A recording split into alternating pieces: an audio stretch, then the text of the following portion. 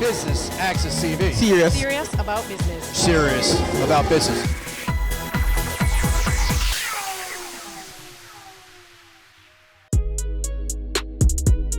The patrons of the 14th Regional Investment and Capital Market Conference have gotten the opportunity to sit back a little and unwind as the annual networking session takes place. Business Access TV is here to bring you some of the highlights.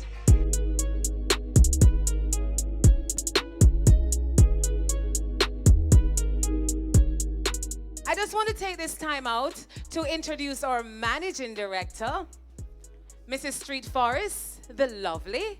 She's going to come forward and give us just a few words on what has been happening, and of course to continue to, tell us that we need to enjoy ourselves tonight, because yes, we're talking business, we're talking about investment, we're talking about building a better nation, a better region, a better world. But Mrs. Street Forest, please come and grace the microphone. Thank you, ma'am. Looking lovely as usual. Thank you. Good evening, everyone. Let me extend a warm welcome to you again at this function. I am really going to be very short, because what I want to really do is to thank you all for coming out. Thank you for supporting us for the last 14 years. There are persons here who are new to the event, some who have been with us for the last 14 years. I cannot stop by. I have to continue to thank our sponsors, our participants, and all the persons who have made this possible for us. As the evening wears on, I just want you to enjoy yourself, let your hair down, and ensure that we do what we need to do in terms of networking, meeting new people from all over the globe, and just enjoy yourself. Thank you.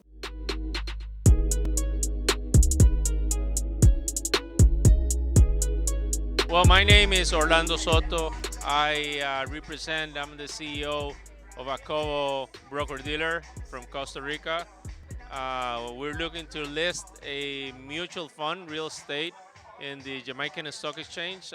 This is my first time at this event. I really congratulate you guys for the 15th anniversary, and also for the spirit that the event has over people, over companies that wanted to be listed on the exchange. And in general, to the CEO, she's wonderful. I think you have a gold mine in Jamaica, and for many years to come, and good progress to Jamaican companies. So separate and apart from the Jamaican market being the best stock market in the world, what led you to thinking about listing in Jamaica? Well, besides that, Jamaican broker dealers, good partnerships with them. They're good people, very sophisticated. I found very good partners. Very interesting market, not only because of the market, but also because of the people.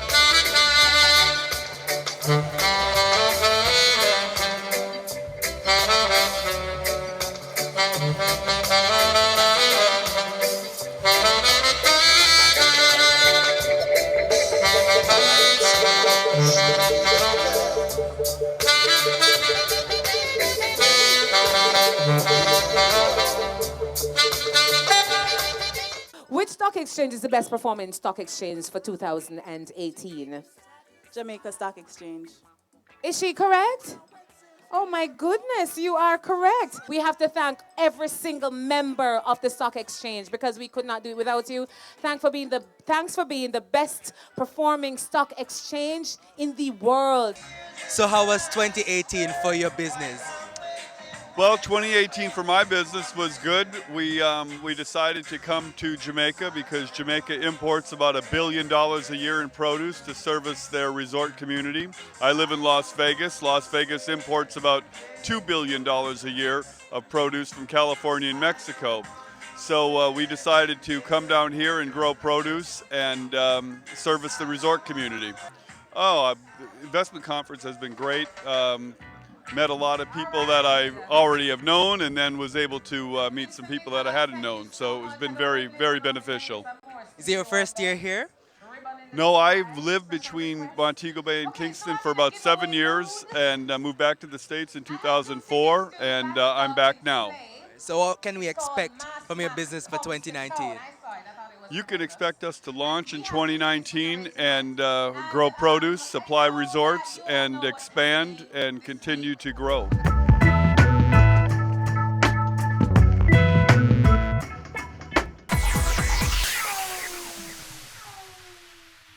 Your business matters. Business Access TV offers you the most innovative and effective advertising solution for your business, specializing in B2B sales, cost-effective solutions, the customers you want, the repetition you need. No matter the size and nature of your company, your business matters. Call us at 876-291-6233 or 876-376-4225. Email sales@batvja.com. Creating change, building a future, caring hands, giving back, touching hearts, and shaping lives. Impacting our world for the better.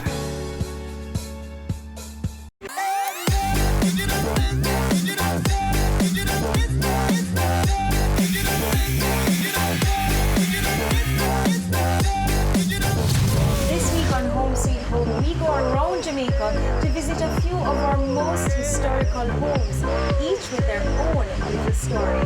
Our first stop, let's find out.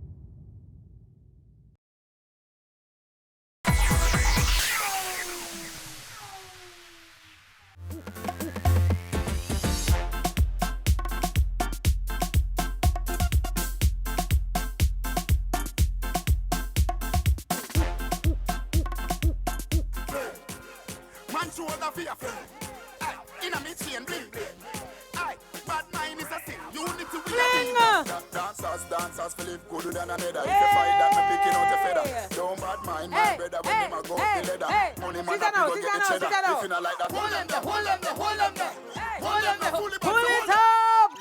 How have you been enjoying this evening's proceedings? God, it has been fabulous. I've been having some wonderful opportunities to network. Just congratulating Mrs. Marlene Street Forest on the amazing job that she's been doing with the Jamaica Stock Exchange, how she's effectively led the team, you know, just pulling out the best out of the people that she has around her, and how she's been, you know, managed to keep the stock exchange on top, and just getting to know some other persons, some other players in the market, like Carlos from NASDAQ, and many other persons who are here tonight. So have you been at the conference overall? Oh yes, I came here yesterday. I was here all day today, and tomorrow I'll be on. I'll be speaking in the afternoon, and I'll be here all day as well. It's a staple event for me. Like every year, I look forward to it. I mean, of the 14 years, I think I may have done 10 out of the 14 years. Yeah. So you can basically say that this is certainly something that you have done in your calendar for every year. Oh, absolutely, definitely. It has to be. Like, it's one of those events that get you started for the year. and you know, you get to meet some of the people that you will need to help you to win all the plans that you have. So you identify all the persons who are there and say, yeah, you know what, let's partner, let's connect. So yeah. Do you have a business? Oh yes, so my original business is Pato Apparel, but I have formed out since then the Entrepreneurial You, which is a leadership and entrepreneurial brand. So we have a podcast, the Entrepreneurial You podcast, where I interview people like Seth Godin, Richard Branson, and so much more. And then there's LeaderCast, LeaderCast Kingston, LeaderCast Women, and LeaderCast Kingston is happening May 10 this year, so look out for it.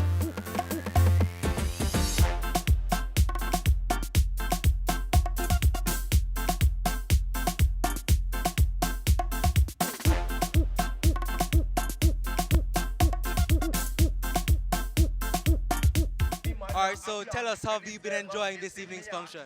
It has been absolutely amazing. The vibe is nice, the food is good, and just to be at a function where it's rigorous, it's talking about figures all day, but just to let your hair down and just enjoy yourself and interact with the visitors from all over the world that's here to experience the stock exchange function this year. Is it your first year here? Yes, it's my first year, and I'm having a great time. What brought you here? Well, I wanted to see the launch of the Jamaica Social Stock Exchange because as an entrepreneur in the social enterprise space, it has been long anticipated and long fought for to see a social stock exchange. And I have friends like Defcan and Alpha who were part of that, so I really wanted to see the launch. Certainly a good opportunity for social projects to get funding, and funding an issue for social projects generally in Jamaica? Absolutely. Well, first of all, I just wanted to note that in terms of the understanding of what social enterprise is, there has been a lacking because social enterprise, they don't only serve a social cause, but they're also enterprising, as the term says. So they make their own money, and when funds are invested in social enterprises, it's to make further social impact and to find other ways to be enterprising and make more money. So it's amazing that Jamaica has woken up and have smelled the coffee, because there are social stock exchanges in other parts of the world. And I think with this focus, then we can look at being number one more year. So just like 2015 and now 2018, and now we're looking at social value. So I think we have woken up, we have smelled the coffee, and the best is yet to come for the Jamaica Stock Exchange.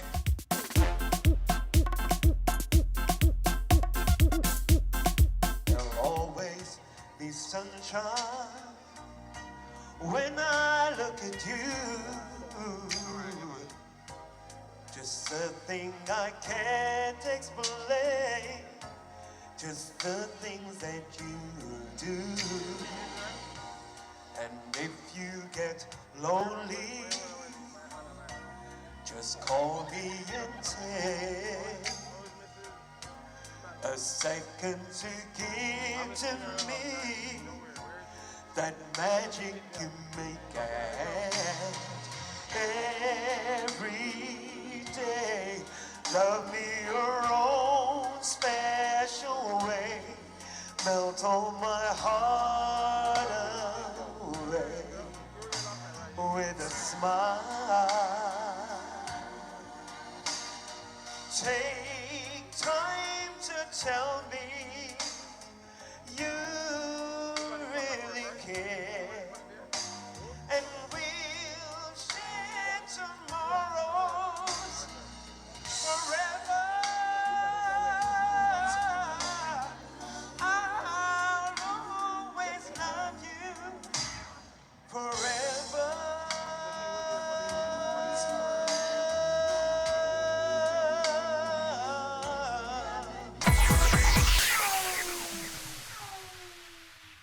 Your business matters. Business Access TV offers you the most innovative and effective advertising solution for your business, specializing in B2B sales, cost-effective solutions, the customers you want, the repetition you need. No matter the size and nature of your company, your business matters. Call us at 876-291-6233 or 876-376-4225. Email sales@batvja.com. Accounting services, Providing financial information to our clients in a timely and accurate manner is a commitment that we feel cannot be compromised. Meaningful, well-organized financial records ensure that your business operations will run more effectively on a daily basis. Dodgen Global provides a full range of cost-effective accounting services, including the following: general ledger and financial statement preparation, bookkeeping, monthly, quarterly, annually, accounting system set up for new businesses, compilation of financial statements, audits and reviews. For more information and to discuss your requirements with one of our experts, please contact us today. Email info@dodgen.global. Website https://dodgen.global. In this one degree, you're able to do many things. I think the field found me. I'd rather work with the deceased than work with the living. Let us open your mind to careers you've never considered. Manager, model maker, Game technician, Animator. good job, empowerment. Career moves. Anywhere money is, that's where I am.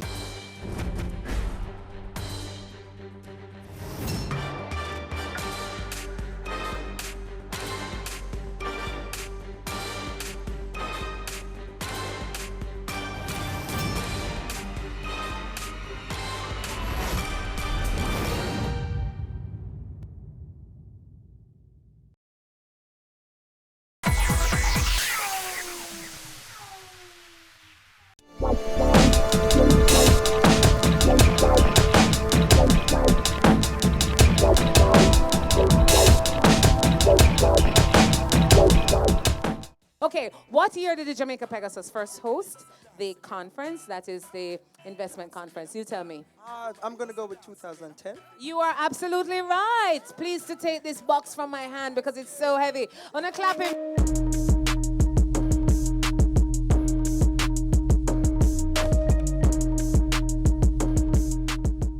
Also with me is a good friend of mine, Camario Davis. How are you, sir? I am good. How's it going? It's been going well for me, but how's it been going for you? You're enjoying this evening's function? I am. It's really good. You know, anything Jamaican is always enjoyable. I just said it's really enjoyable. I mean, really enjoying myself tonight.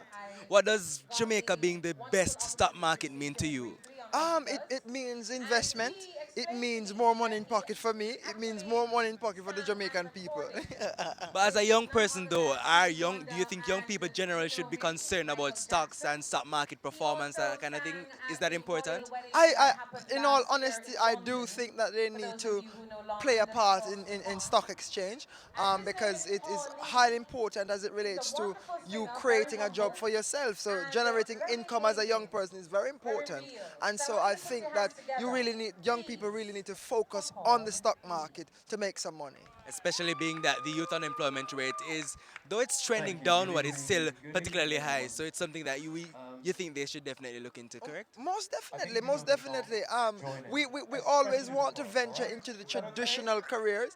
We want to be doctors, lawyers, teachers, whatever the sort. But we need to start thinking about how to create employment for ourselves. Why not invest on the stock market? Why not invest into Walmart? Why not invest in Jamaica Boilers, Sagicor, whatever it is that you feel you need to invest in.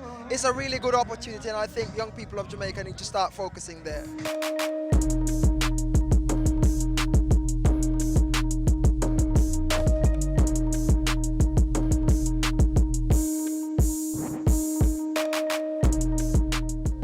Hey, me say me love you like a free Wi-Fi. Me and you together like a pizza and rice. Without you, me can't sleep at night. Cause me fi be your husband, you fi be my wife. Why? Me say me love you like a free Wi-Fi. Me and you together like a pizza and rice. Why? Without you, me can't sleep at night. Promise you woulda never leave my side. Me no need no password to get no access. Anytime you come around, instantly you connect like Wi-Fi pan. One of me gadget and you're full of energy like a magnum tonic wine. Me fascinated by everything you do. Looking at me future, girl, I me see you too. To the altar, me ready figure bring you go. The ratings you're taller than a pinnacle.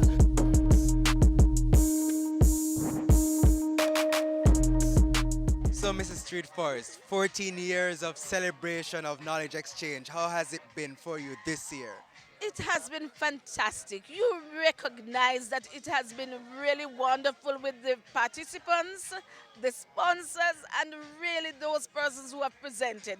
We've had all the prime ministers of Barbados, prime ministers of Jamaica, past prime ministers, and they have given us quite a bit to think about. And what they have also given us is some amount of ingredients to go forward and do better. So I think that now we are poised to put in the necessary provisions in order to grow the capital market further than it is. Historic launch this year, the Jamaica Social Stock Exchange. Tell us about how the environment is feeling about that, how persons are reacting to that. Persons are reacting positively to it. Persons who want to give have called. Persons who want to list projects have also called. It has been so positive. Persons have asked exactly what this is, and we are going to have to explain it and explain it again. But we have no problem with that because we know that the social stock exchange will contribute to the growth and development of the third sector, the social sector. And we know that this growth is going to be positive for the entire Jamaica. So finally, what can we expect for the 15th staging? Well, the 15th staging, we should really allow the 14th to be finished. But we know that the 15th staging each year, we get better and better. And the 15th staging, we want to embrace more of the region. We want to embrace more of the world. And definitely, as we do with each year, we say what has been achieved from the past.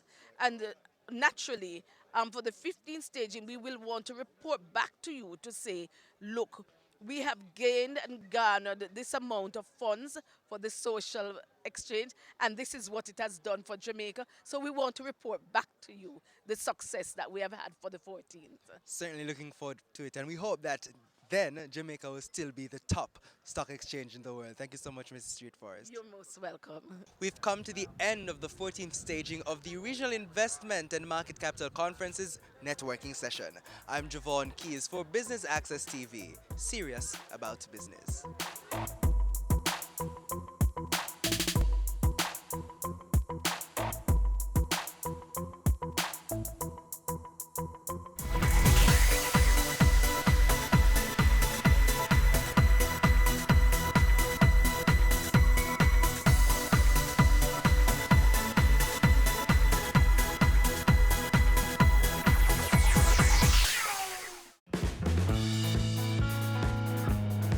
So Business Access TV has impacted my business pretty much, you know, in the obvious ways. Everywhere I go, people would stop me. Are you the girl that was on Business Access TV? I love your work is amazing. Of course, business-wise, orders came in through the interview. It's our ancient Japanese technique. The interview was great because I was able to explain my process and people really understood it. The impact of you doing an interview and showcasing it on Business Access TV is priceless. There's no dollar value for that. What is there to lose? You have everything to gain. It's been an amazing experience for me, and it will be for you. Your business matters. Promote it on Business Access TV. Career Moves has always explored interesting careers, highlighting all you may not have known about them. This season is no different. Coming back to Jamaica, everyone's like, Fizzy what? Fizzy who? When you find a bright boy or girl in the class and people say, what are you going to be? The parents will say, you have to go be a doctor, you have to go be a lawyer. Nobody says you have to go be a politician. Let me see your hands! Tune in Tuesdays at 8 p.m. on Business Access TV. I started out selling out of the trunk of my car. If everybody think the same way, everybody going in the same line. Being an entrepreneur takes everything that you've got. Weekends? What's weekends? We work on a weekend. There are real opportunities everywhere you look. But you have to have the passion. If I do my part well, then everything is okay. We believed in ourselves and our families believed in us. Being convinced of this great opportunity, why we are all here doing what we're doing now.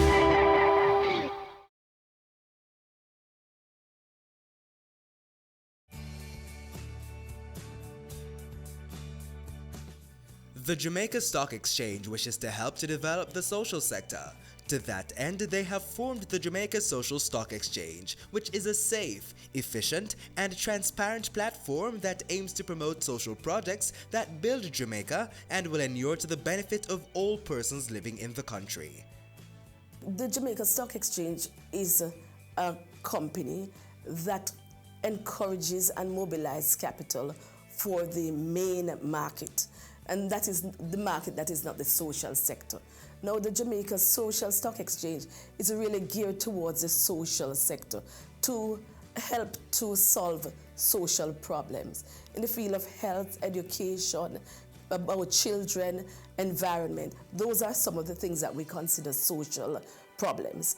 And so it is to mobilize the capital, allow persons who have a desire to invest in a social good, to invest in the social stock exchange. It is designed in two parts. In phase one, where we look at social investment, and phase two, where we look at social impact investment. Now, in phase one, really what we are saying is it is donation. An organization will have a social issue and design it into a project or a program and invite Jamaicans or persons within the diaspora or the entire world to fund this program. Now in phase two, you're going to get a return on investment which is not social. You will be getting shares, natural shares, as you would get if you invested in the Jamaica Stock Exchange. And what you'll get is a return on capital, which is possibly dividend or an appreciation in that share. The Jamaica Social Stock Exchange does more than ask for the funding of these programs, but goes beyond that in terms of monitoring, ensuring that these programs are meeting the targets and the reason for them to have asked for funding in the first place. When we look at this new sector, it is important because holistically, if you do not look on the social sector, you do not improve the other sectors. We want to encourage all businesses in Jamaica to have a corporate social responsibility because it is good for encouraging and the growth and development of businesses.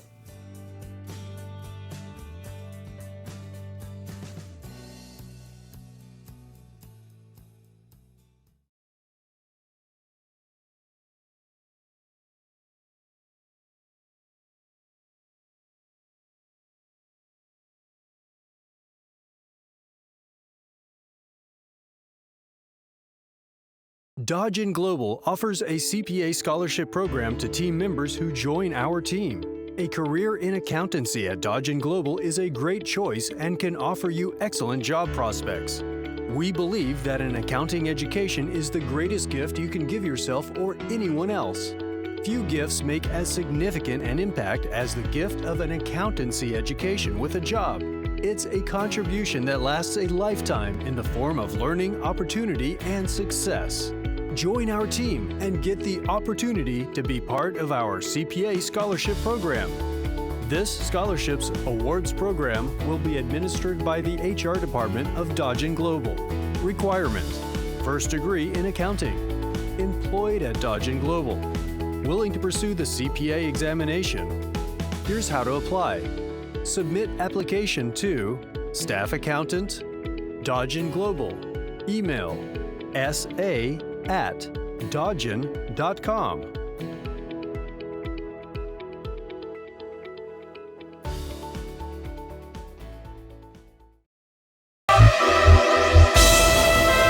This is Solomon Sharp, CEO Main Event Entertainment Group. You are watching Business Access TV, serious about business.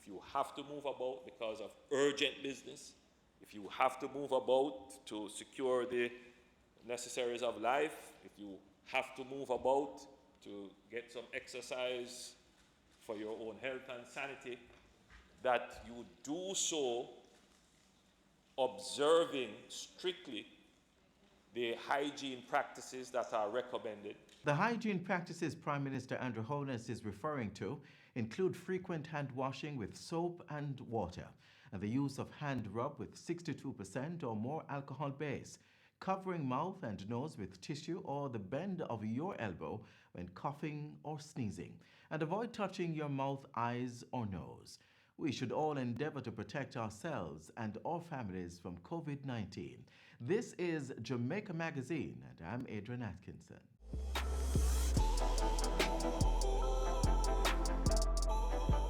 The government has been working overtime to stem the spread of COVID-19 on the island. Containment measures include the imposition of a curfew from April 1 to 8 between the hours of 8 p.m. and 6 a.m. the following day. Watch as the state shares more information on this and other measures. Last week, we gave a direction to the Ministry of Health and the police force to work together with PICA and Custom to establish a list of persons who came into the island on or after the 18th of March, and that list is a comprehensive list, as comprehensive as we could get: name, passport number, and address.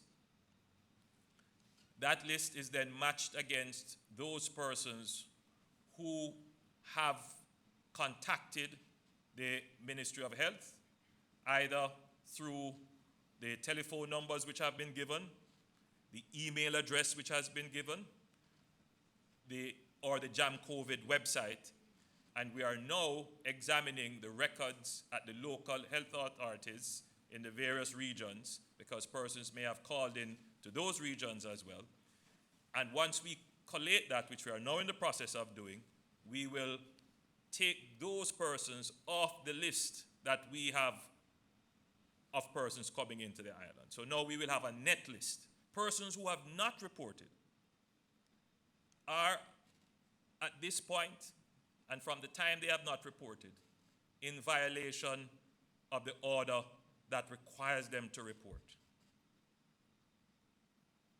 and violation of the law, that is the Disaster Risk Management Act, can result in a fine of up to $1 million and imprisonment or imprisonment. Most of the cases that we are seeing now are cases that have come into the island during the period that I have mentioned, that is between the 18th of March and the 24th. And the other cases are related to them. So the potential for spread and exponential spread is now directly related to that population that came into the island. Now, it is not all bad news. We have a record of 460 persons who have called in to the Ministry of Health. That number may grow as we search through the other databases. And I want to thank those people who exercise their good conscience, their good judgment, a high sense of patriotism, a high concern for individuals themselves and others, done their civic duty. They have isolated, stayed at home by themselves. They have sent home their home staff or other family members, sent them away. And they have reported their situation to the Ministry of Health. That is what we want to see our Jamaicans do. It pains my heart to having to read this, that we are going to have to go door to door to find, to literally pull resources from other areas which they are needed to do this, when all it requires is a simple phone call to 888 One Love, or to go online to jamcovid19.moh.gov.jm and fill in the simple form. If everyone acts responsibly, we can keep our curve low. The government of Jamaica will extend the period of closure of our borders to incoming passenger traffic. We continue to refine protocols for the eventual controlled entry of Jamaicans. Additionally, the government of Jamaica, on the advice of the Ministry of Health, will extend the quarantine of the Corn Peace community for a further 14 days. As it relates to the stay-in-place orders that have been given, people refer to them as the curfew orders that have been given.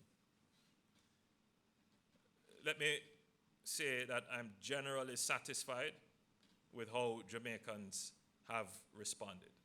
And I think all Jamaicans should have a sense of pride in how we have responded. Just that one act of staying home at night, when maybe we should all be staying home anyway, but that one act would have slowed transmission. And for those who would want to violate, for those who would want to show hubris that they can flout the law, the state of Jamaica is going to show with deliberateness that we can enforce our laws.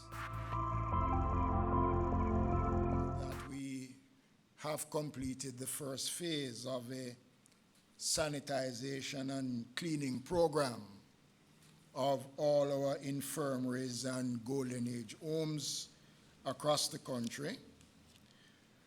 We employed 100 additional temporary workers to maintain the cleaning program in the facilities, and this will be accommodated over the next 8 weeks. Additionally, we have installed all the mechanisms and washing and sanitizing facilities. We have put in the necessary infrastructure to ensure that the 1,700 residents in our infirmaries and golden age homes are kept in excellent condition. We have started the program to ensure that all persons, as we had said before, visiting the facilities go through the necessary checks and balances to ensure that they are in good health, and we still maintain the restrictions on visits and admissions to our infirmaries and homes over the period. On Sunday, we commenced the all-island feeding program of the homeless communities through the length and breadth of Jamaica. And Prime Minister and colleagues, I want to advise you that so far we have provided breakfast and lunch for 10,000 such persons across the country, with the majority of those cases being in the corporate area. We are over 4,500 such persons in the corporate area have benefited from this. The ministry have also rolled out the program to take care of the outdoor poor, and I must say that within the first week of this program, we have reached some 22,000 Jamaicans who are registered as outdoor poor, including the 1,700 in our infirmaries. Colleagues, Jamaica, we have started the program to find shelter, and this is something that is of real concern because since the imposition of a nightly curfew, we have discovered that there are many Jamaicans that was not counted in the numbers of persons that are homeless have now turned up on the streets. We have provided 100 bed solutions at a location on Church Street, which we activated last night. And this facility, as I said before, will facilitate 100 such persons, and also the Murray Atkins facility, which is running out of space. And Prime Minister, there is a need for us to pay some serious attention to this population. We have had roaming teams on the road, driving across the corporate area and to all the parishes where we find these persons. We take them to the facilities, provide them with a bath, food, change of clothes, medical checkup. So we are in fact doing all that we can. Just quickly, Prime Minister and colleagues, the new market regulations have been working. We are watching to see what is taking place in terms of the efforts to try to get this social distancing within the markets. We know it's going to be difficult, but we are working on it. We are working closely with the Ministry of Health and the Social Development Commission to set out the protocol around how our markets are operating. The markets have installed hand sanitizers, washing basins across all the markets, and by now, all markets across the country would have gone through a total sanitization program. So we are watching to see what is taking place within our markets. I want to also announce that the Ministry of Local Government have provided some $50 million to the local authorities for the trucking of water to all municipalities across the country, and this program is ongoing. Persons who came into the island that we have no knowledge of their health status because they have not reported, and they are ill, and they are infectious, and even if they recover, they could still be shedding. And even before they show symptoms, they could be infecting.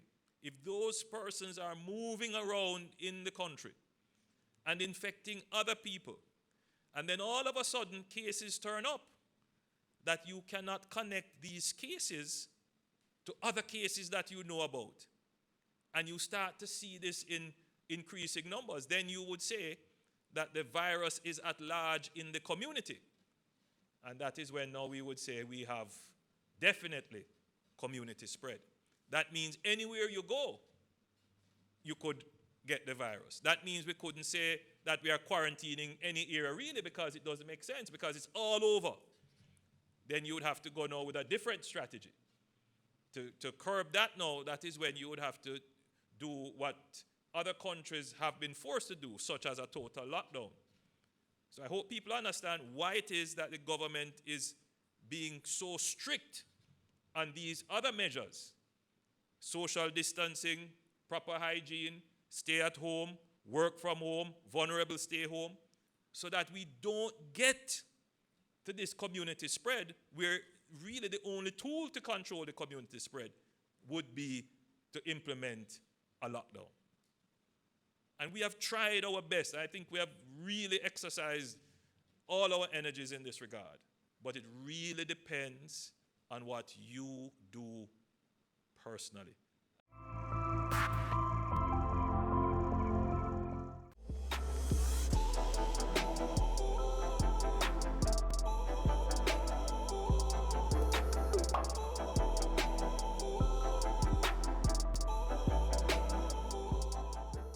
We know you want to be the best parent to your child, so we've decided to share some useful tips to make this a reality.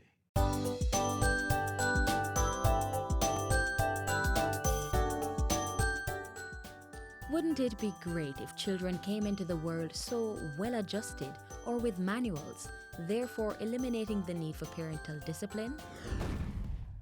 This is not the case, however. Parents usually apply their methods or they depend on strategies taught throughout generations to guide their children. 8 in 10 Jamaican children in the 2 to 14 years age group experience violence as a form of discipline.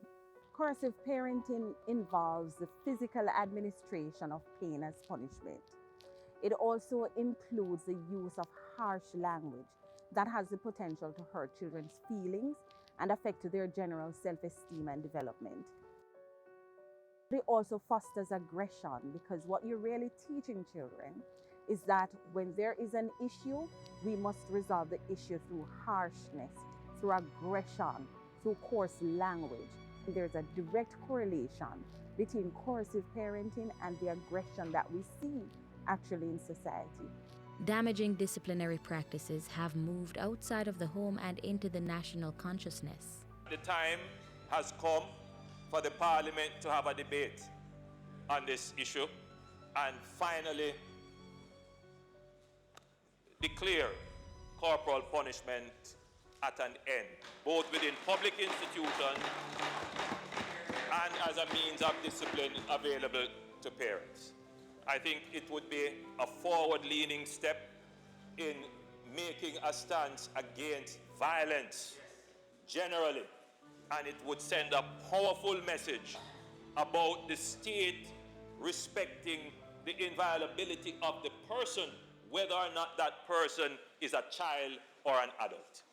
Children need guidance, and many wonder if not with the rod, then how? Enter the National Parenting Support Commission, NPSC, an agency of the Ministry of Education, Youth and Information. The ministry established the commission in 2012 to provide parents with the requisite skills and tools to raise children. We work at 3 tiers. We work at home, school, and community. Our first and most important priority, however, is to ensure that we're fostering the home-school relationship. We must ensure that parents as key stakeholders feel involved in the entire process of educating their children. Now, to do this, the Commission assists parents in several ways, including providing psychosocial support, assisting parents with understanding the teaching-learning process, and conducting parenting education programs. Through our effective parenting courses, we push proactive strategies. In other words, you are going to put structures in place before behaviors that you don't desire actually show. Parents and guardians should consider the child's developmental stage when determining the best method of guidance.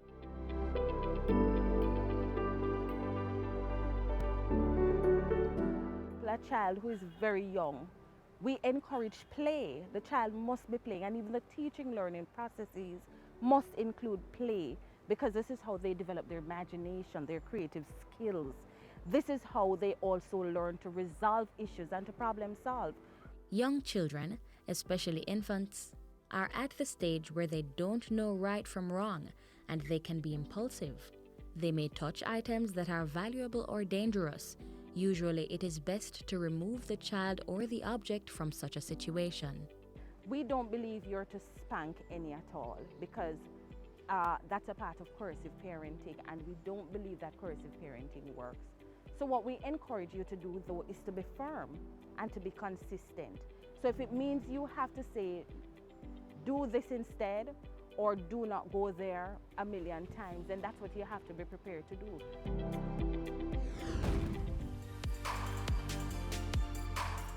The teenage years can challenge both children and parents. With the physical and chemical changes happening in the body, teens may act out as they may be unsure of their place in the world. This can be a very difficult time to navigate. So we ask that you start relaxing some of the very stringent rules, and you also have conversations and you compromise. And to address challenges, caregivers can remove privileges. If the child becomes stubborn, has a fixed mindset, if you will, that this is what he or she is going to continue to do, then you might need professional help.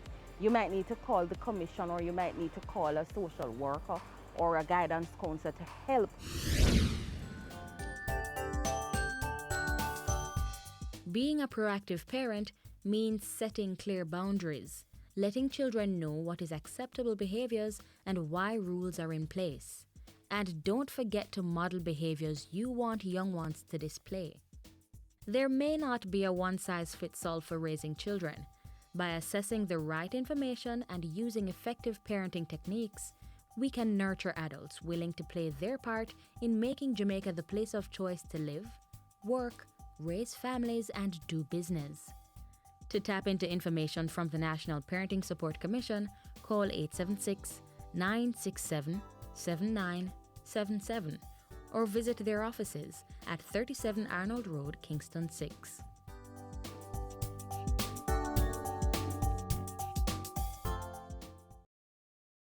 The safety and well-being of persons with special needs, such as the elderly and persons with disabilities, continues to be a major priority for us at the Ministry of Labour and Social Security.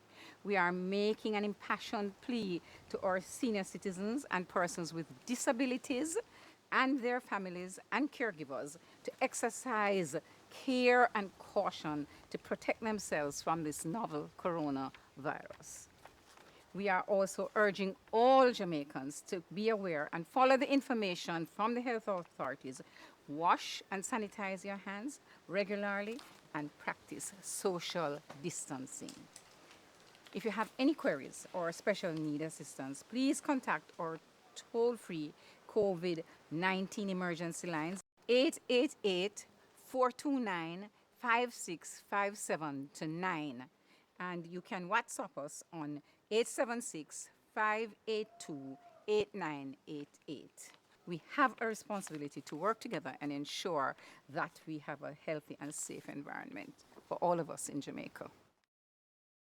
Even as Jamaica steps up its fight against COVID-19, government is also scaling up activities to tackle incidents of domestic violence. If you or someone you know is experiencing abuse, call 876-553-0372 or 876-553-0387 for help.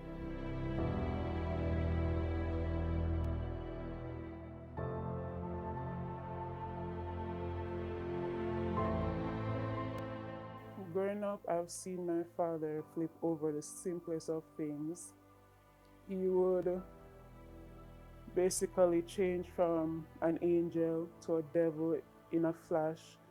I remember this instance. My mom told me that she was coming home from work one evening because she worked very close to where he lived. She was coming home from work, and usually when you're leaving work, it's a lot of persons leaving at the same time, and she was talking to one of her co-workers and she smiled at him. He smiled back and my father saw that, and when she went home, he was ready for her. He was like, "Oh, see, I smile at my panny road, you smile at my panny road." He beat her, he stripped her naked, and he chased her in front of the yard so all her co-workers could see.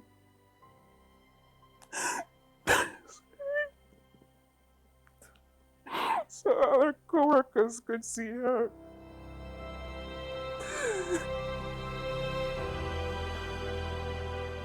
Domestic abuse or domestic violence is not just physical abuse. The physical abuse basically for us is the end product coming from somewhere else. So you have stalking, you have intimidation, you have threat, you have psychological abuse, the ones that I'll tell you, I play on your emotions as to what I can do. It was known to everybody that this was the type of person she was dating, this was the type of man he was. Even the security at the gate, the manager, everyone. So it's not like her life was a secret. If she could not have any friends. He was the only person she could talk to, go anywhere with. If someone even talked to her and she not acknowledging them, she would get beaten for that. The least good thing, he would flip on her. Usually, persons who are perpetrators of domestic violence are usually men, and usually they are persons who were controlling over their intimate partners. They tend to have a high level of jealousy, and they tend to be very possessive. And as such, you find that they will have a pattern of behavior where they will always check where the partner is by various means, whether by calling the person, ask the person where they are, also want to know who are they communicating with. So are they communicating persons on email, WhatsApp, other social media platform? They also want to make sure that they know where they are at all times and that they're not interacting with other persons outside. So they tend to want to have them stay home, for example, and lose connection with their families and friends. As community members, we have a moral responsibility that within our homes and within our communities, once we are aware that there are instances of domestic abuse and domestic violence and we seek help, best place to go? To the police. Ask the police to intervene. Intervention can be that the police directs the victim to a counseling center, because we have partnership with churches, right? We have partnership with other organizations, Justices of the Peace, counselors. Every time she escaped him, he would either stalk her, chase her, go to her either friend's house, wherever she went, friend's house, mother's house, cousin's house, no matter where she went, he would find her, go for her with a gun, knife, machete, whatever it may be, and she would always have to go back with him.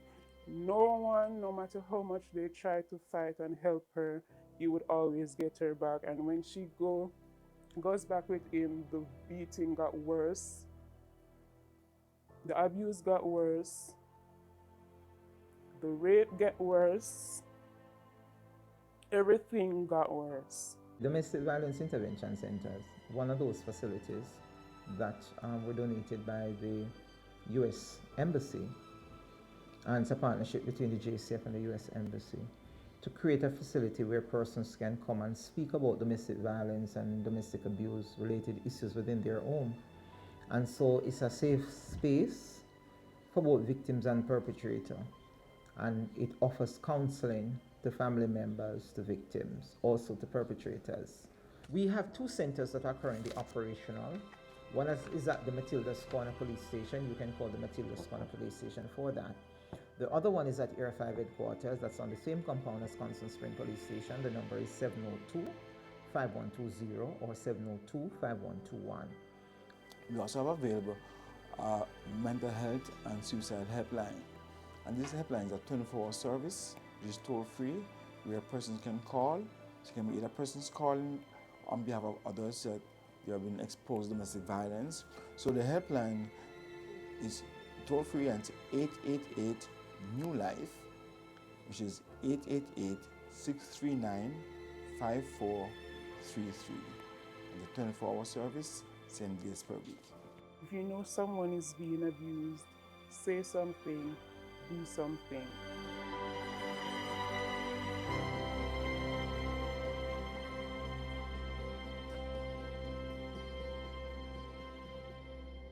And that's where we leave you on today's edition of Jamaica Magazine. Stay on top of all the useful COVID-19 related information. Visit jis.gov.jm. Follow us on all the major social media sites, subscribe to our YouTube channel, or download our mobile app that's smartphone compatible. On behalf of the entire team here at the JIS, I'm Adrian Atkinson. Do take care.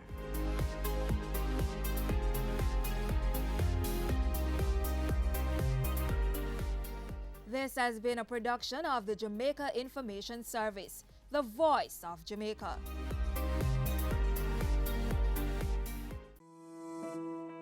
Business Advisory. Realize greater growth and profitability. Navigating market changes can be challenging for any business. Our goal is to help you identify opportunities at any stage of your financial life cycle, ensuring you continue to meet your business needs in complex market environments. From startup through to expansion, tax advisory to accounting, Dodge & Global provides a multidisciplinary approach to managing the entirety of your affairs. We ensure your business remains profitable and competitive.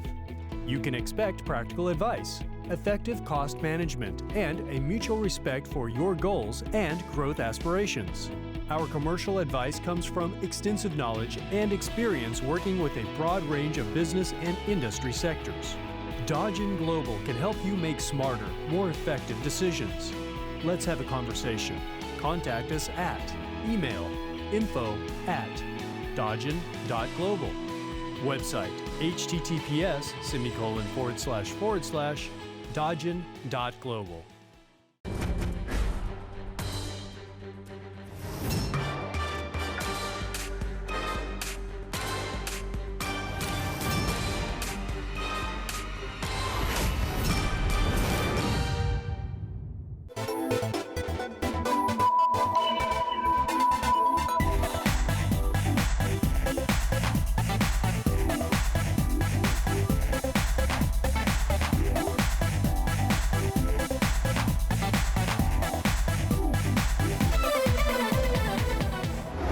I'm Wayne Henry, Chairman and Director General of the Planning Institute of Jamaica, PIOJ.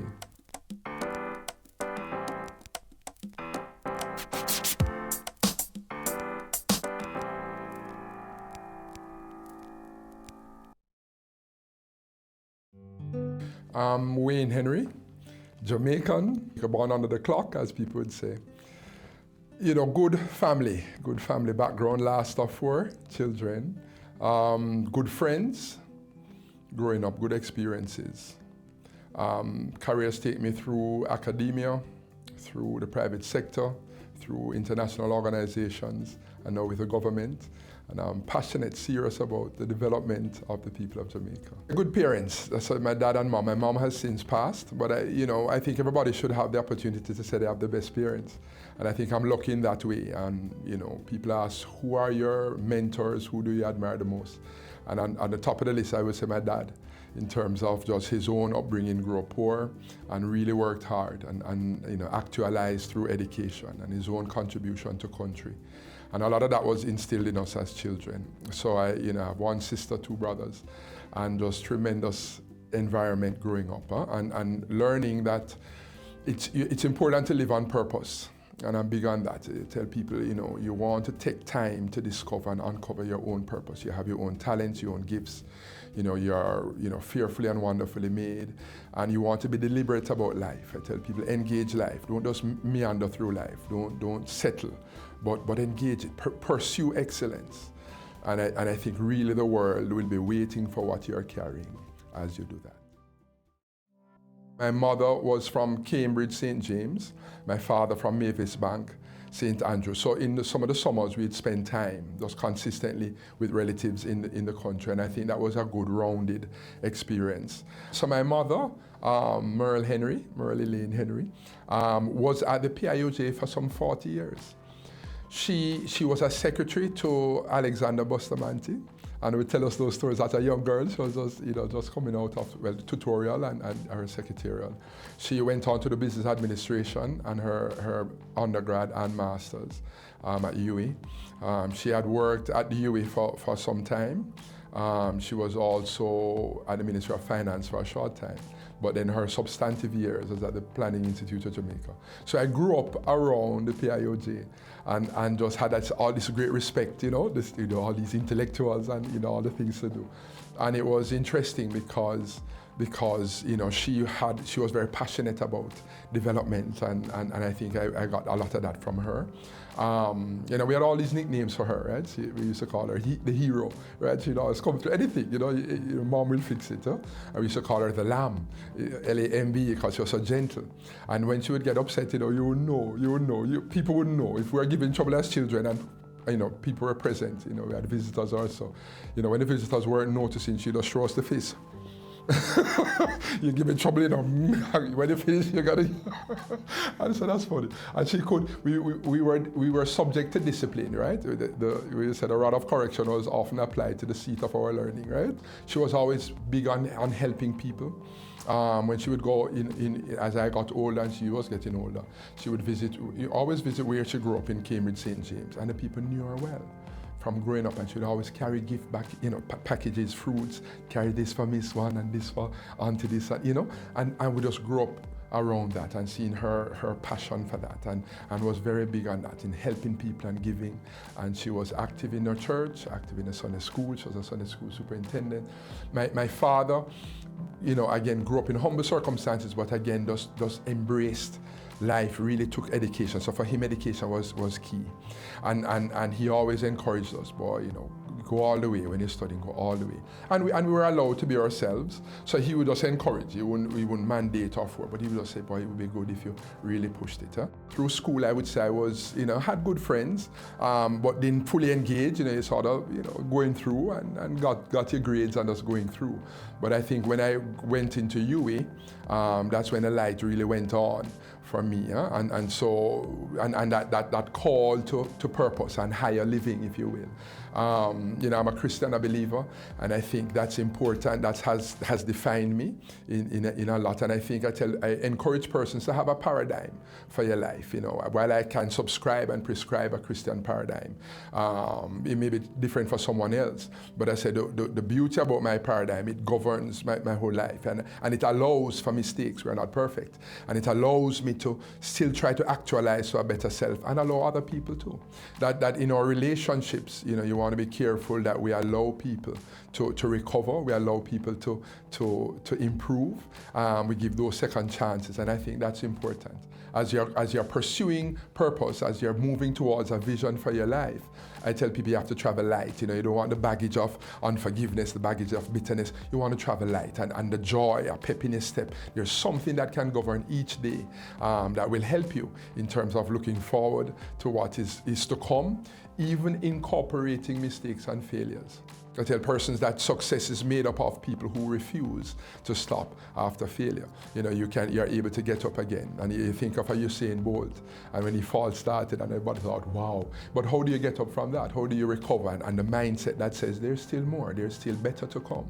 And you can be better off even having failed, because it breeds in you a humility, it breeds in you, something else, a wisdom and an experience to continue to go. So I think, good parenting, I think good family, good friends. You don't need a whole lot of friends. You just need some solid people around. And I tell persons it's okay for men to be pregnant, right? That you must be pregnant with vision. You must be pregnant with purpose. There's so much that if you really engage, if you press that pedal of your potential, you'll be surprised what comes out. We speak of not just decision making, but informed decision making. It's not enough to this seems good. We want to have the numbers to support what we do. And we are in an age where, mistakes can cost. And we've seen it in other jurisdictions. We've seen it in our own history.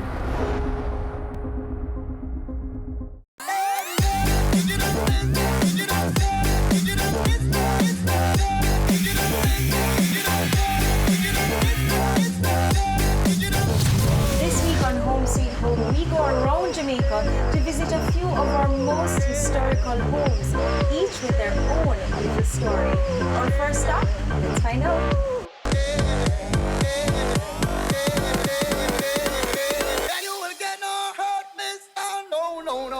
Your business matters. Business Access TV offers you the most innovative and effective advertising solution for your business, specializing in B2B sales, cost-effective solutions, the customers you want, the repetition you need. No matter the size and nature of your company, your business matters. Call us at 876-291-6233 or 876-376-4225. Email sales@batvja.com.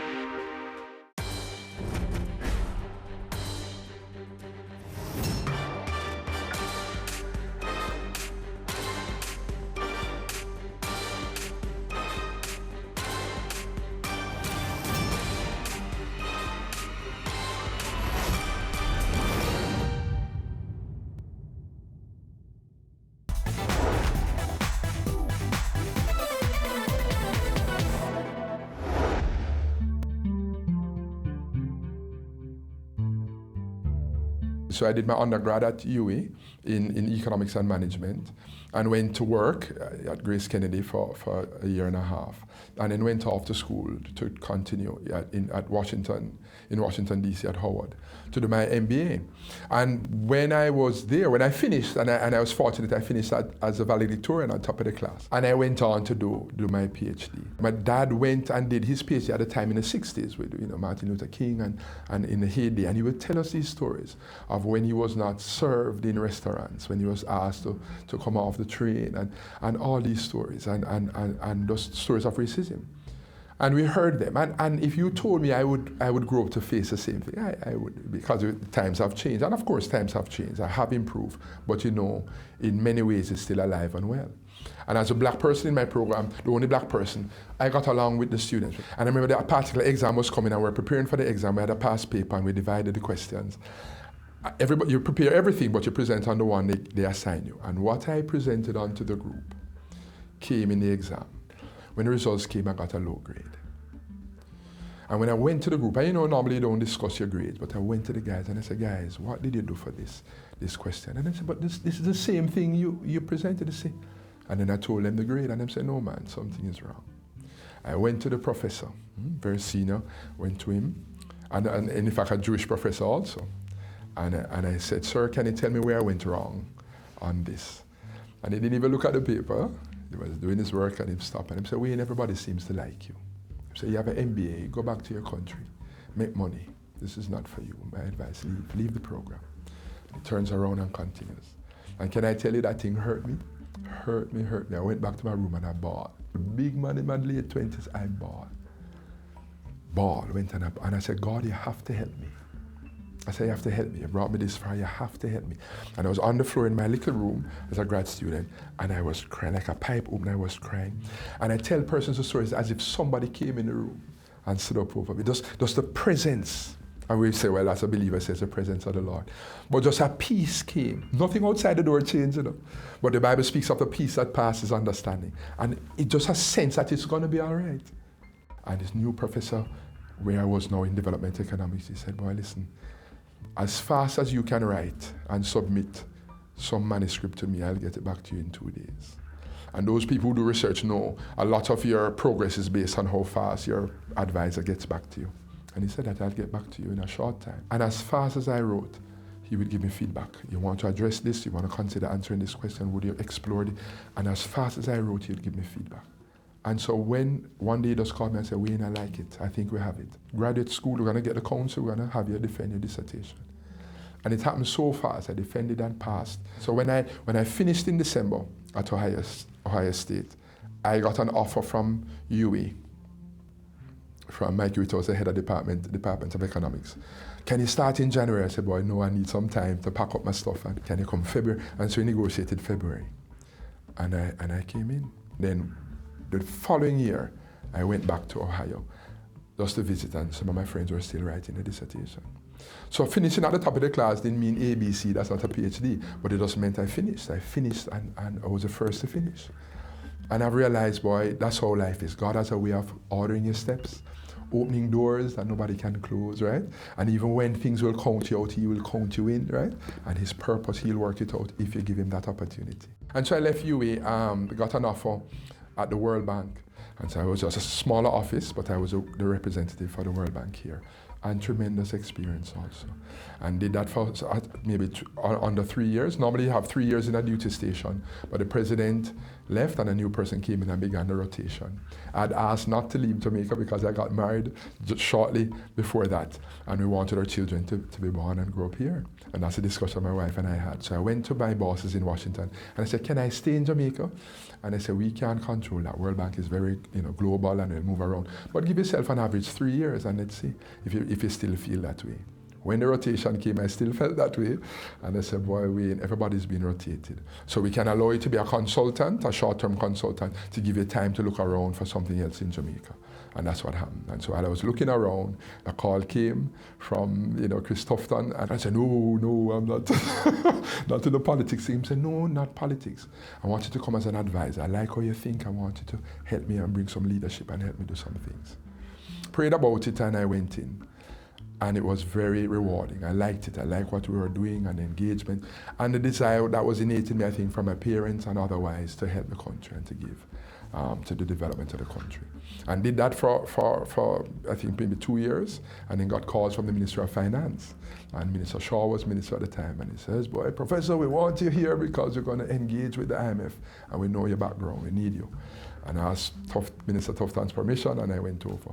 And again, tremendous experience. So I've been fortunate to have very good experiences.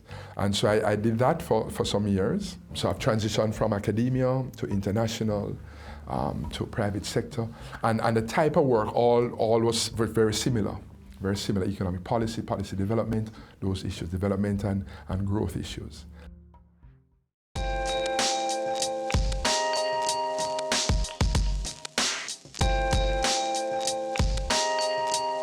I started at PIOJ in July 2016. The PIOJs are critical. So it's the lead, it's a policy, advisory and formulation agency of the government along the lines of economic, social and environmental policy. And we collaborate. We are not a ministry, so a lot of what we do is that support. We help to draft and write policy, we do the research, we do impact analysis, all the technical work, and to inform policies, even to speak to and to give advice on what we are seeing. We house, as you know, and monitor Vision 2030 Jamaica, the National Development Plan, our first real long-term plan for the country. And we measure it through these, what I call these bite-sized frameworks, these medium-term frameworks, where we break down, if you say 20 years, 30 years of vision and planning into some 3-year cycles to ensure relevance and to measure progress and those kinds of things, and to ensure alignment with all the ministries, departments, agencies, their own business and strategic plans to ensure we're moving and rowing in the same direction. I think the PIOJ is critical. People have said it coming in from abroad, and we've had requests to help to establish, to give consultancies to set up PIOJs, if you will, in other countries, other jurisdictions, because of the importance. Part of my role is to continue to articulate the end game for the team. This is what we're going after, and this is the big picture. We speak of not just decision making, but informed decision making. It's not enough to this seems good. We want to have the numbers to support what we do. And we are in an age where, mistakes can cost. And we've seen it in other jurisdictions. We've seen it in our own history over the years, where, decisions taken that may be, expedient politically would not necessarily be what we would say would be fiscally prudent. If we were just to accomplish Vision 2030, we would have accomplished the SDGs to the tune of over 90%, 91%, and that's huge. I started out selling out of the trunk of my car. If everybody think the same way, everybody going in the same line. Being an entrepreneur takes everything that you've got. Weekends? What's weekends? We work on a weekend. There are real opportunities everywhere you look. But you have to have the passion. If I do my part well, then everything is okay. We believed in ourselves and our families believed in us. Being convinced of this great opportunity, why we are all here doing what we're doing now. Your business matters. Business Access TV offers you the most innovative and effective advertising solution for your business, specializing in B2B sales, cost-effective solutions, the customers you want, the repetition you need. No matter the size and nature of your company, your business matters. Call us at 876-291-6233 or 876-376-4225. Email sales@batvja.com. This is Caroline Smith, marketing implementer for Sol Western Caribbean for Shell Lubricants, and you're watching Business Access TV, and they are serious about business.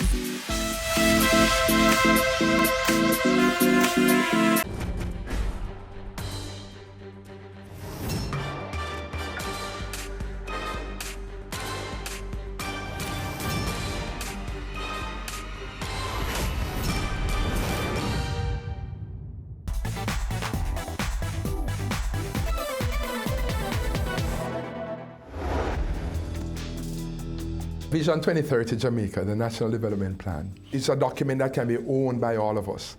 And a lot of work went into it so it would reflect what we think is a collective, a sort of consensus of what the Jamaica we want in the future. And I think it's tremendous. I think Wesley Hughes was Director General at the time, and he had a lot to do with driving that process. And we credit him as such. The vision, 4 goals for Jamaica, and I think 17 outcomes in terms of what we want along the lines of Jamaica being a prosperous economy, having a healthy and stable natural environment, speaking of justice and the safety, human security. Tremendous, tremendous document. How are we doing? We started out in 2009. We've made progress in a number of ways in terms of infant and child mortality. We've seen 5 years of consecutive economic growth, and that's huge, that's very good. But obviously we want more robust, higher levels of growth, and we are careful that we want what we call inclusive growth, that everybody, no one is left behind. So while we speak of Vision 2030, Jamaica, the place of choice to live, work, raise families and do business, we speak of our Sustainable Development Goals, what we call our Agenda 2030 Agenda. And the SDGs now is a global platform where they have these targets and benchmarks.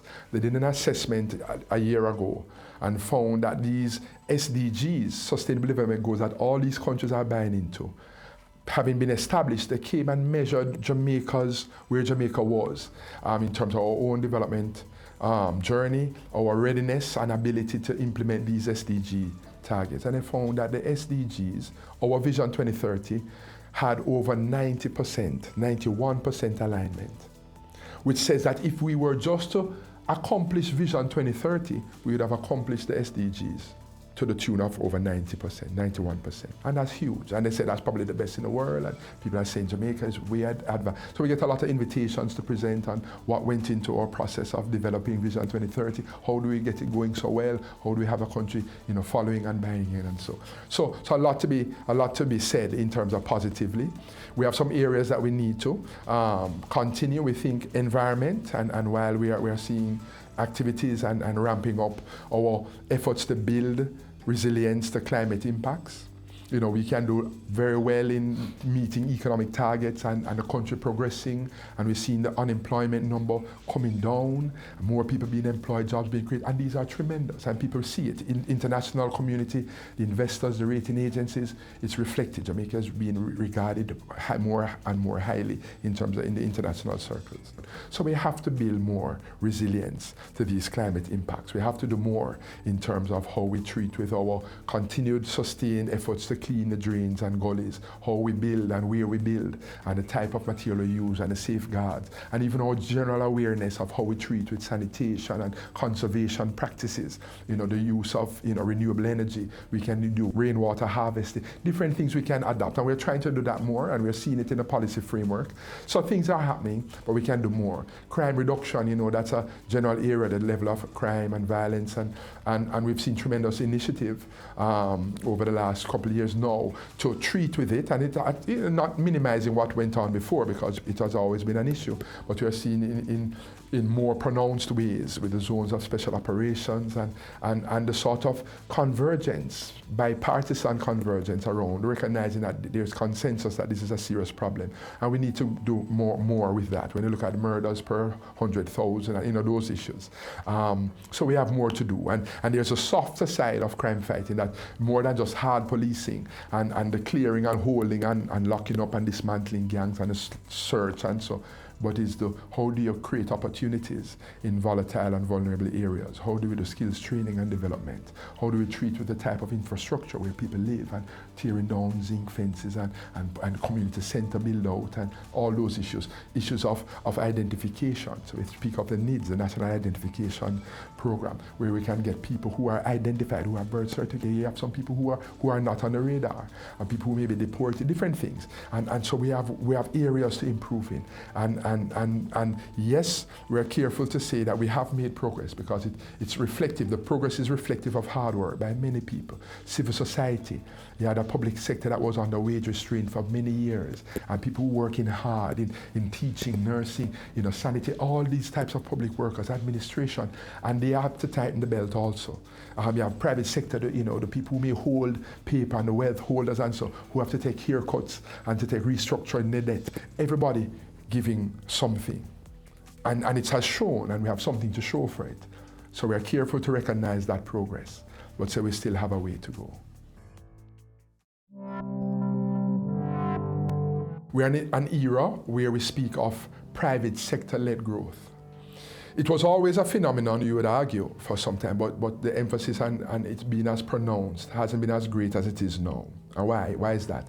Many countries have been, and particularly developing economies, have been saddled with high debt, a debt burden, and a characteristic low growth and high unemployment. All these attendant challenges to economy, which rendered governments relatively ineffective in trying to stimulate economies. So economic theory says when a country is faced with a recession, when demand is down, what you call aggregate demand, and conditions are weak, that a government can stimulate that economy by doing more spending and taxing less.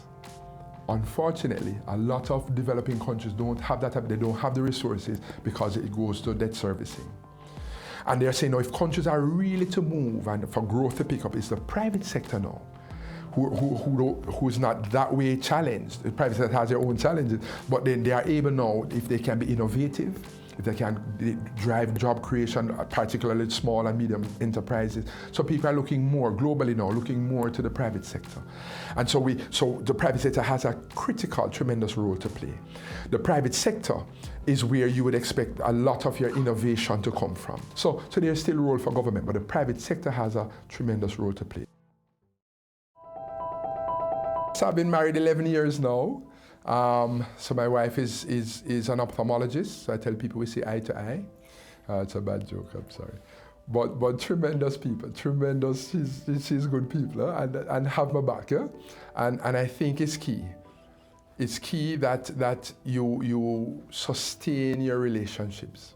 And I have to guard against taking her for granted, because she's consistent, one of the biggest cheerleaders, and you know, those big on family, and if I have to travel, and so I don't worry, right? She's huge, yeah, in that way. That's very good. And I think, you know, I have, you know, relative that said, you know, younger relative thinking of getting married, and said, boy, we want what you and Auntie Gail have. We want it like that. And I said, wow. You know, and so without realizing, people look at you and see. And yeah, it takes effort, but it don't feel like an effort. So that's important. And so we have 2 sons, Matthew, eldest, Joshua, is 9 now, and Gabby is 7. And boy, they're everything, right? You say, people say, how do you find the time? And I'm hearing it all the time, right? So I may read at a class, huh? It's reading week, or teacher's day, and so on, I'll come and read. And it's not easy, but it's worth it. Huh? I tell people, investment means it's going to cost you something, but it has a benefit that outweighs the cost. And so we make investments for our family. What does wealth mean? A lot of what I've said embodies wealth. The Bible says if you have 2 coats, give away 1. Wealth is really the ability to impart and to impact. That you have something to give. Happiness index says people are most happy when they are giving to something else. And I tell people, even while we say the great investments in life, they say you must invest in yourself. And that means your spiritual life. You can gain the whole world. I've put on a preacher hat now, right? It doesn't do you any good to gain the whole world and forfeit your very soul. So you must make provision for your spiritual life. Don't lay up for yourself treasures on earth and you are empty, poor, deficit towards heaven. Build your spiritual life. It's your spirit, man, the Bible says, that will sustain your infirmity, all the challenges and weaknesses and the pressures to quit and to give up and to inflict harm even on yourself and others can be combated by a spiritual alignment.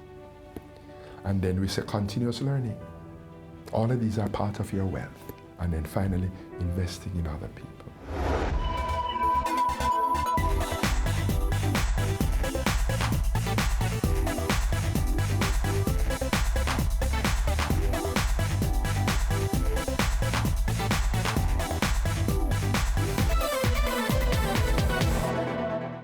Your business matters.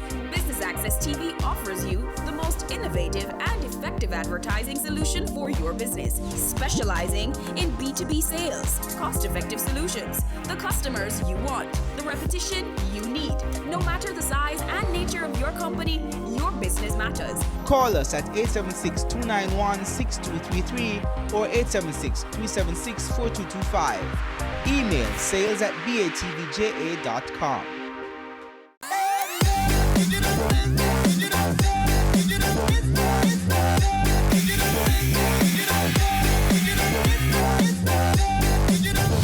This week on Home Sweet Home, we go around Jamaica to visit a few of our most historical homes, each with their own little story. Our first stop, let's find out.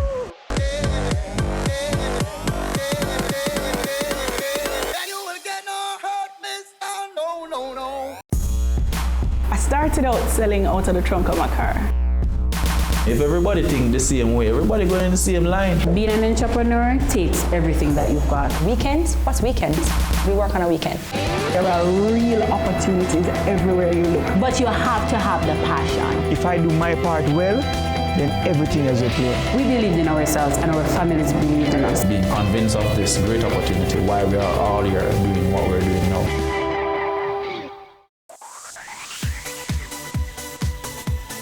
You're watching Business Access TV. Business Access. Business Access. Business Access. Business Access. You are watching Business Access TV. Business Access TV. Serious about business. Serious about business.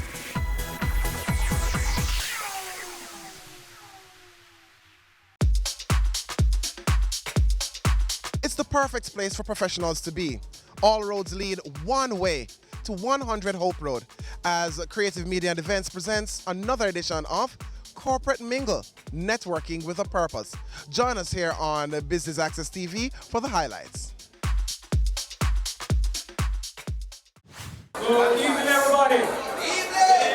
And welcome to Corporate Mingle, the GKI family. Welcome to everybody. We just want to quickly share with you our Premier Biz. So this is one of our new innovative solutions targeted at small businesses. This week's edition of Corporate Mingle is brought to you courtesy of GK Insurance. That's Grace Kennedy Insurance. And with us now is the Assistant General Manager of GK Insurance, Shaluk Richards. Now, Shaluk, first and foremost, you've got a pretty good turnout here at 100. Are you satisfied with the numbers that you're seeing? Yes, we are very satisfied. It's a lovely turnout. Corporate Mingle, an event that we tend to participate with and sponsor from time to time, and so we're very glad and happy with the turnout.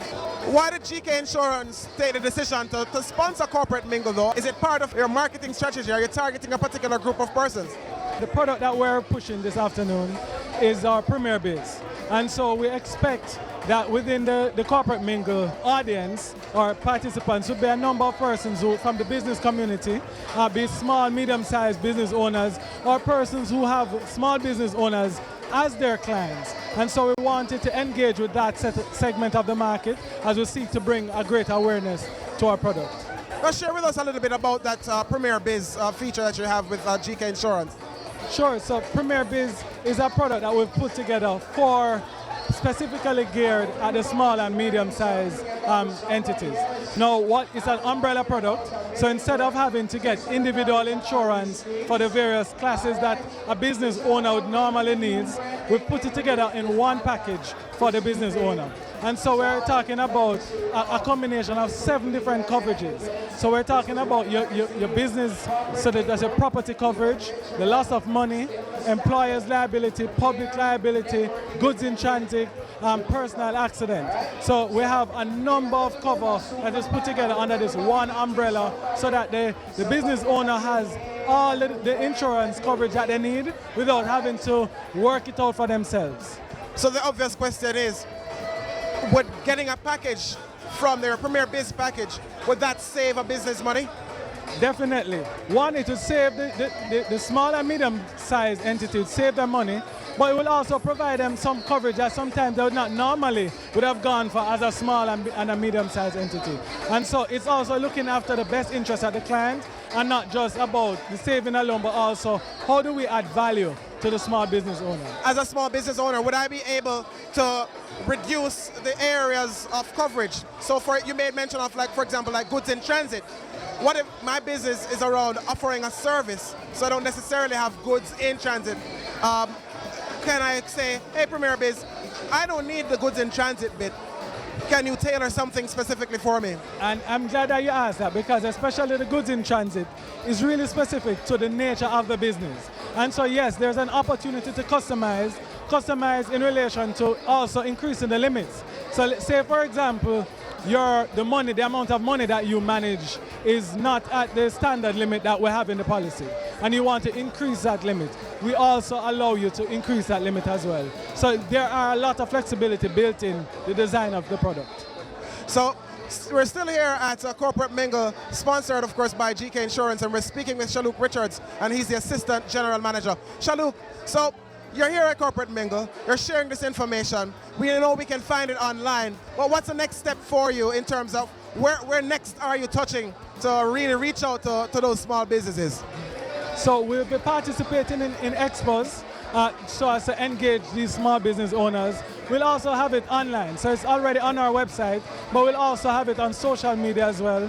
And so we're going targeted to where the small business owners are and also the persons who they engage with. So talk to their bankers because they also get guidance from their bankers as well. So it's to engage with the persons who are supporting the small business sector.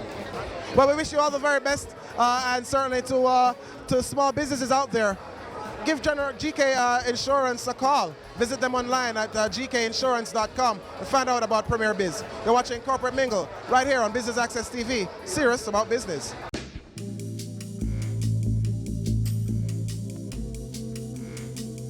So Corporate Mingle just doesn't happen by itself. You have a really dedicated team working hard behind the scenes, working before the event to really make it a success. And one of those persons is Leighton Davis of Creative Media and Events. He's with us now.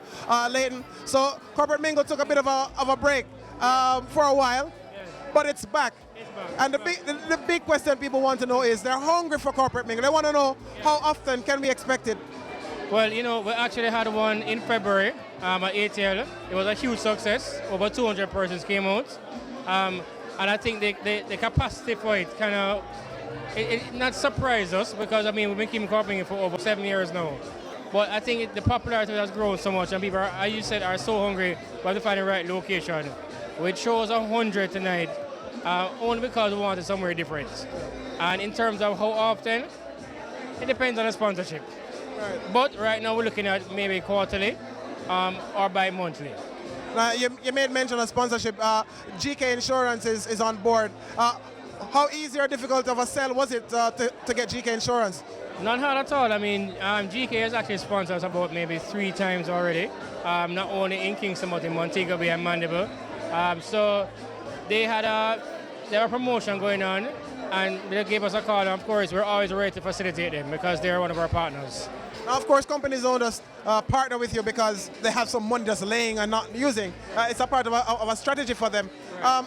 Share with any potential business owners, companies, corporations looking on and say, hey, you know, why is Corporate Mingle a good vehicle for their brands?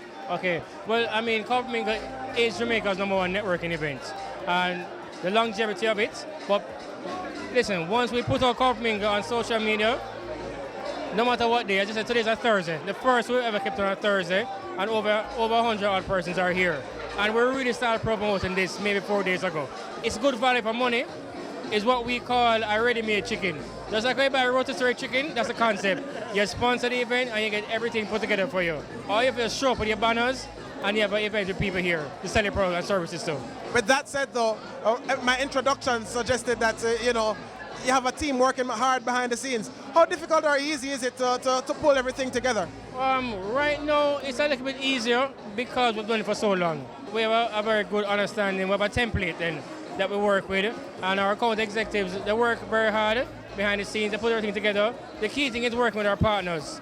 So because it was the first time at 100, negotiating with them, the terms and deals might have been the hardest part, but once we got over that hurdle, we're good to go. All right, well, we wish you and the brand every success, and we look forward to the very next one. Thank you. Business Access TV, serious about business. Having come here, Marcel, were you able, or have you been able to identify persons who would fit your bill, so to speak, or are you the right fit for some other persons who want to do business with JN? It's an interesting dynamic. I really was just coming here to just observe, but a lot of persons have approached me not knowing the capacity that I'm in, but I've made interesting links and contacts with persons, and I know for a fact that I'm coming away with fruitful information. So for you, this visit to Corporate Mingle, you'd say has been a successful one, a rewarding one? It's actually the best mingle, and it's not really for show, it's actually the best mingle that I've been to thus far. A little birdie told me earlier that you won a prize for being here at Corporate Mingle. What prize did you win? Early bird prize. It's a thing. I think in project management we're all affixed with time management. So I was actually the first person here. So I have to collect the prize and hug it up. They say the early bird gets the most worms. So certainly that prize would have been one of those, eh? Yeah, most definitely. You're watching Corporate Mingle right here on Business Access TV, serious about business. We'll have more for you right after these messages. Dodgen Global offers a CPA scholarship program to team members who join our team. A career in accountancy at Dodgen Global is a great choice and can offer you excellent job prospects.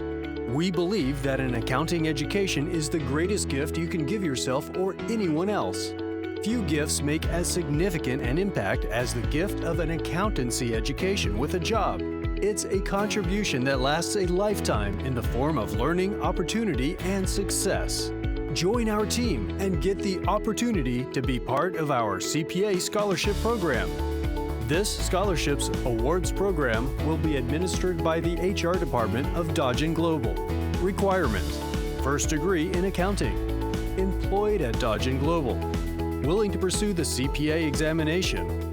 Here's how to apply. Submit application to Staff Accountant, Dodgen Global. Email sa@dodgen.com.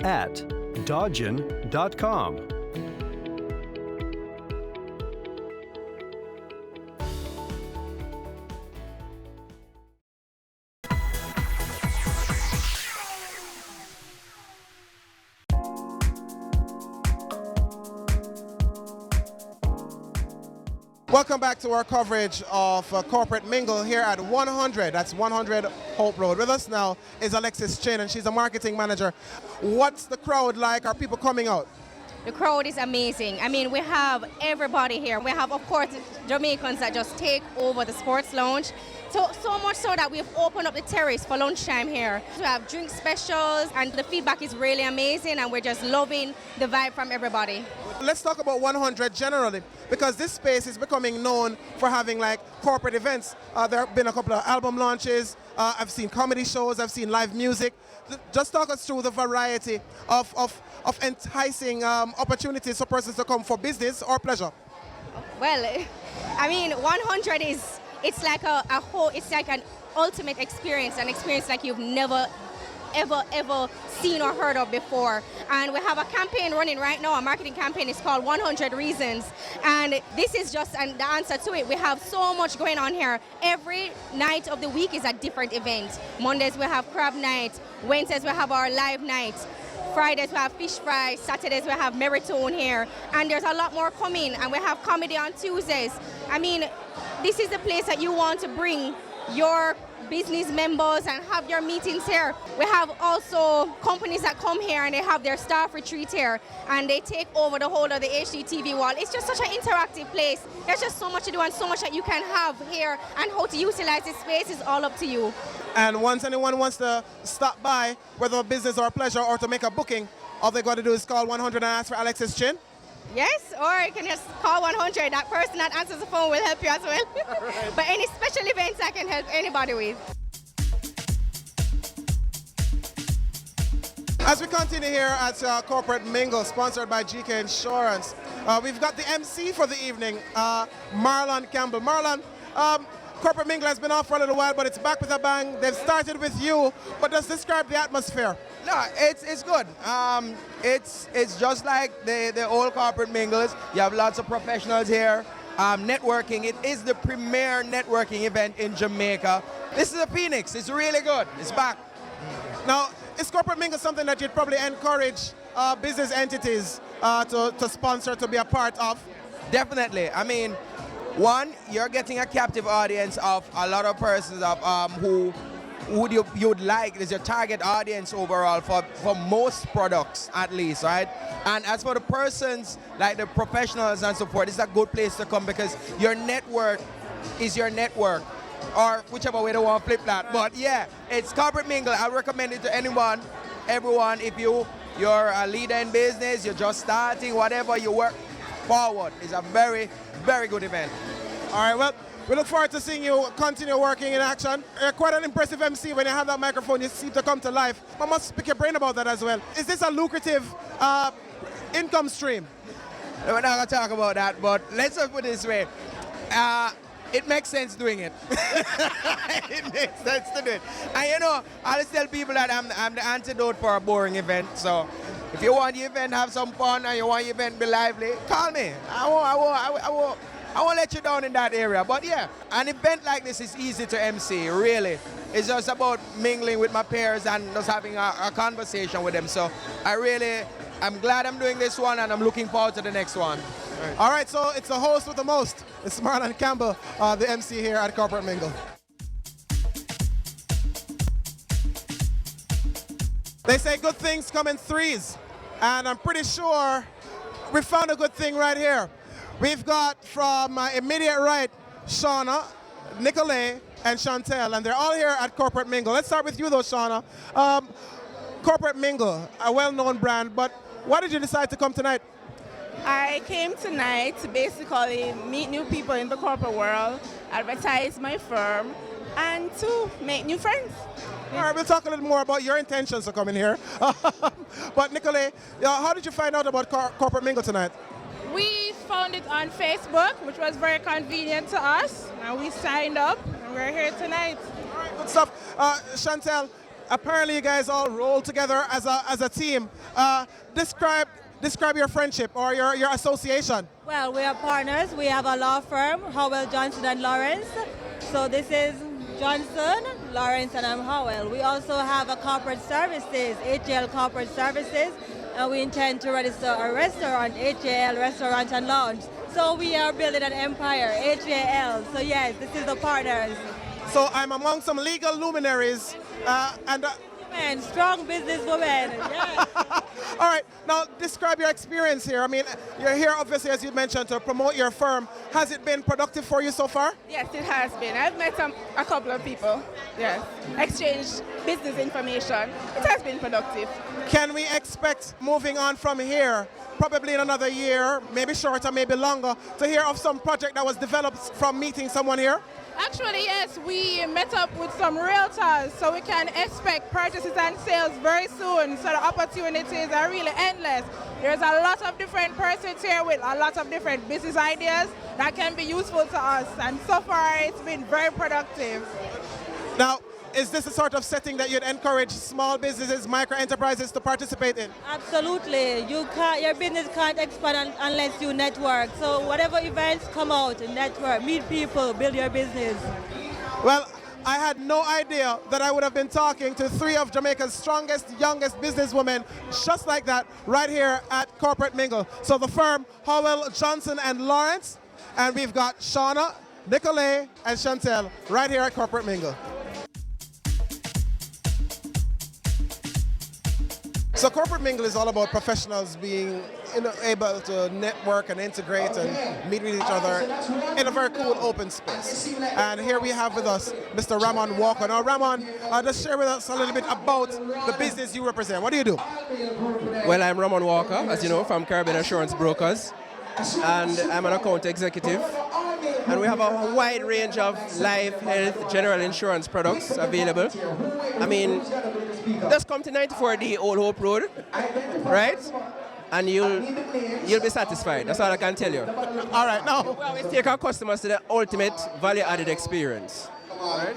That's what you call a shameless plug. But let's talk about... But Ramon, if you're into insurance, then a setting like Corporate Mingle is a natural place for you to want to be. Yes, excellent, excellent. You know, because you're a lot of nice people here, you know. We're mingling, you know, making contacts. Whether you're building your brand, you're promoting your business, or you're linking up with a friend, you know, an associate. Have you been able to do business as a result of attending Corporate Mingle? Yes, definitely. And I would recommend it. I would recommend it every week, actually. Not every last Friday or every month, every week. Yeah. Right? At 100. Especially at 100. Especially at 100. Just in case you missed Corporate Mingle, we've got all the highlights right here on Business Access TV. Stay tuned.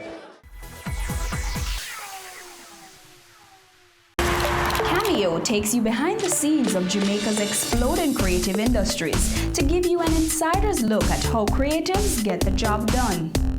I'm really picky about how we treat our customers. Let's as creative people. We went a little bit over the top. Each week, we interview innovators leading the charge in their industry. The chaos of creativity meets the stricture of structure on Business Access TV's Cameo.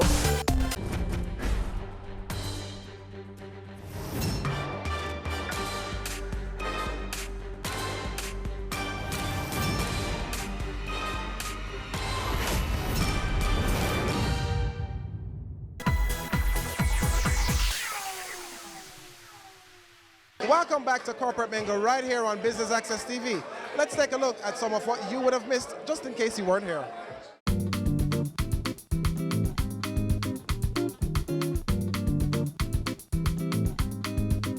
Corporate Mingle attracts a wide variety of business professionals across a wide variety of business categories.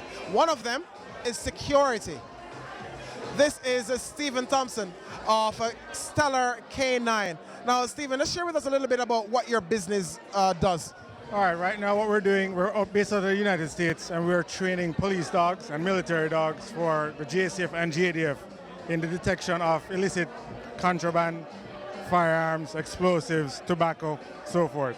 How did you get involved in that type of business? My dad was in the U.S. Air Force, and he was in charge of K9 for the Korean War and Vietnam. And we started a security company in '74. So from the day I was born, I grew up into it, and I just took it to a different level now. Now, of course, dogs don't live forever, but all good dogs go to heaven. How do you get your dogs? Just share with us a little bit, give us a little more insight into the business. All right, the dogs are sourced out of Europe, so from Czech Republic, Slovakia, Russia, and Germany. Do you go for particular breeds, and are particular breeds of dogs better suited for this type of activity? Correct. So we use the Belgian Malinois, German Shepherds, and Dutch Shepherds. Typically, where the world canining has gone to, it's those three breeds. They're smarter, they're more energetic, and they're bred specifically for working purposes. So now let me tell you, I grew up with a Labrador, and I love them. They wouldn't be quite suited for this, eh? Labradors are very good dogs, but the terrain in Jamaica and how Jamaica has changed with the firearms that are coming in, we need a dog that is more likely to work longer and has that deterrent factor, because we all know Jamaicans hate dogs. Right. We'll take a gunshot before we take a dog bite.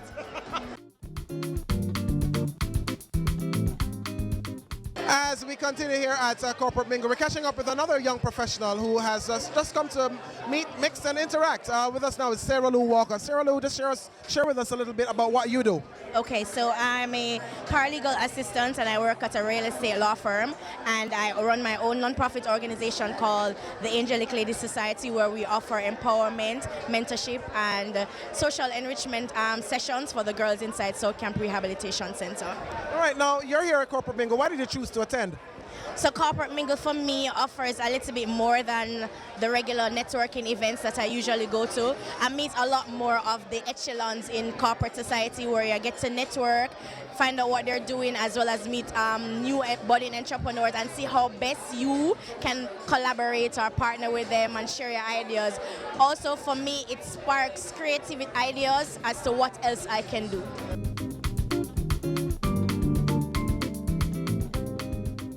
Corporate Mingle has got to be the only event, the only networking event where you can come, interact with professionals, and also, well, get a massage. We're standing now with Nayoka Smiley of Adam and Eve Day Spa. You've got Amelia and O'Neill working. Why did you choose to come into the middle of this networking session to do massages? Well, Adam and Eve understands the importance of brand recognition. We know that we have to place our brand in strategic position in order to get market share. And so therefore, everywhere you can find Adam and Eve Day Spa will pop up and offer complimentary services because it's important. Are you suggesting to me, Nayoka, that a business could probably call Adam and Eve Day Spa and go, hey, listen, we've got some stressed out people in our office. Could you come for 4 hours, 5 hours, and just take them through some nice massages to kind of relieve a little stress? Certainly. We not only offer services in the spa, we do house calls, we do office visits. So if it is that you have a company, you have stressed staff, you can call us, we come all over, set up, and give your staff the massages.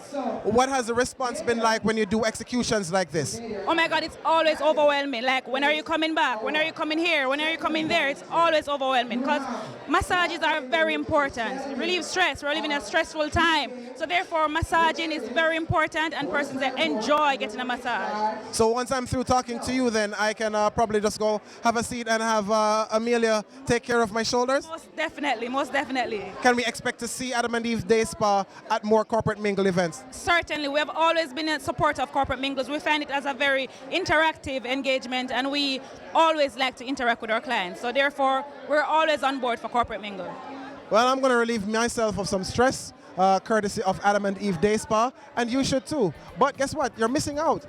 Don't miss the next corporate mingle because they will be there. With us now is Larry Green, and you're probably wondering, where are we talking to Larry? Well, he was just in the Adam and Eve Day Spa massage chair. Now, why did you attend corporate mingle this evening? What's up your sleeve? Why did you choose to be here tonight? Really, it's just to socialize, interact, build a network. I'm with an IT company called the Blue Chip Strategies, where I am pretty much the IT manager there. So I pretty much run the technical department. So I wanted to share more about our company, what we do, the partnerships that we have with the leading vendors in the industry, and to learn more about other companies and how we can open up revenue streams and have business coming through each other's doors.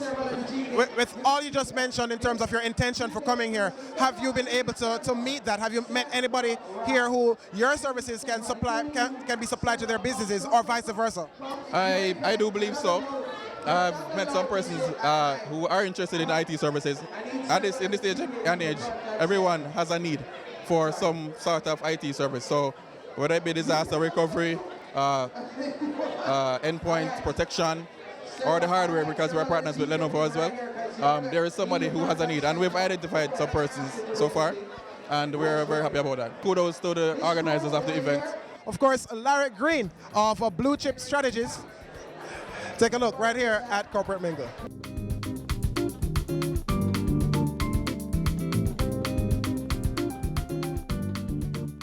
What type of business are you in? We're in graphic designing and printing. What's the name of your company? Crystal Cameron Designs. Graphic design is our niche product, and we specialize in interactive designs. So we're not just your regular graphic designer. We actually are targeting clients who wants to do email marketing on campaigns and want everything. So our newest product is eSavvy, and our tagline for that is designs that click. Yeah, I like the use of that pun. Have you been able, since being here this evening, to secure clients or persons who are at least interested in following up with you? Yes, we have been able to secure people who are interested in looking at our products and see if there are any opportunities. And let me ask the flip side of that. Have you met anyone who can help your business to expand? Absolutely. We have met people who I can see that going down the road, these are useful people that we can use to grow our business. Awesome. So we've done all this business bit. Let's get into the pleasure side of things, because you were just in the chair just now. Describe your experience in that Adam and Eve Day Spa chair. The experience has left me sitting the interview out, and my body is so relaxed. I don't know if your viewers can see the glisten, the glow. And to see this is not tired by any chance. This is just a great sense of relaxation that has come over my body. O'Neill, who was my masseuse, he's like the massage whisperer.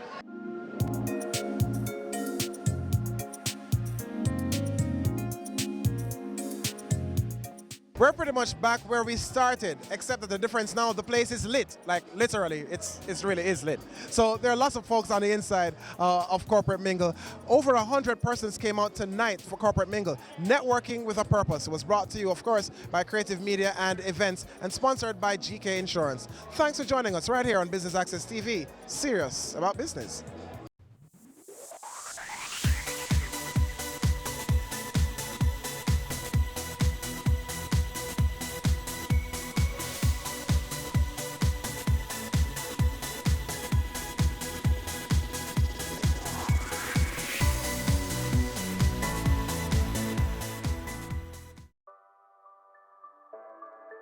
Sundays at 4:30 p.m. It's all about Home Sweet Home.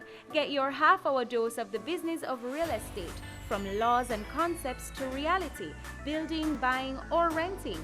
Or what about trends in decor or renovations? Home Sweet Home will keep you up to date.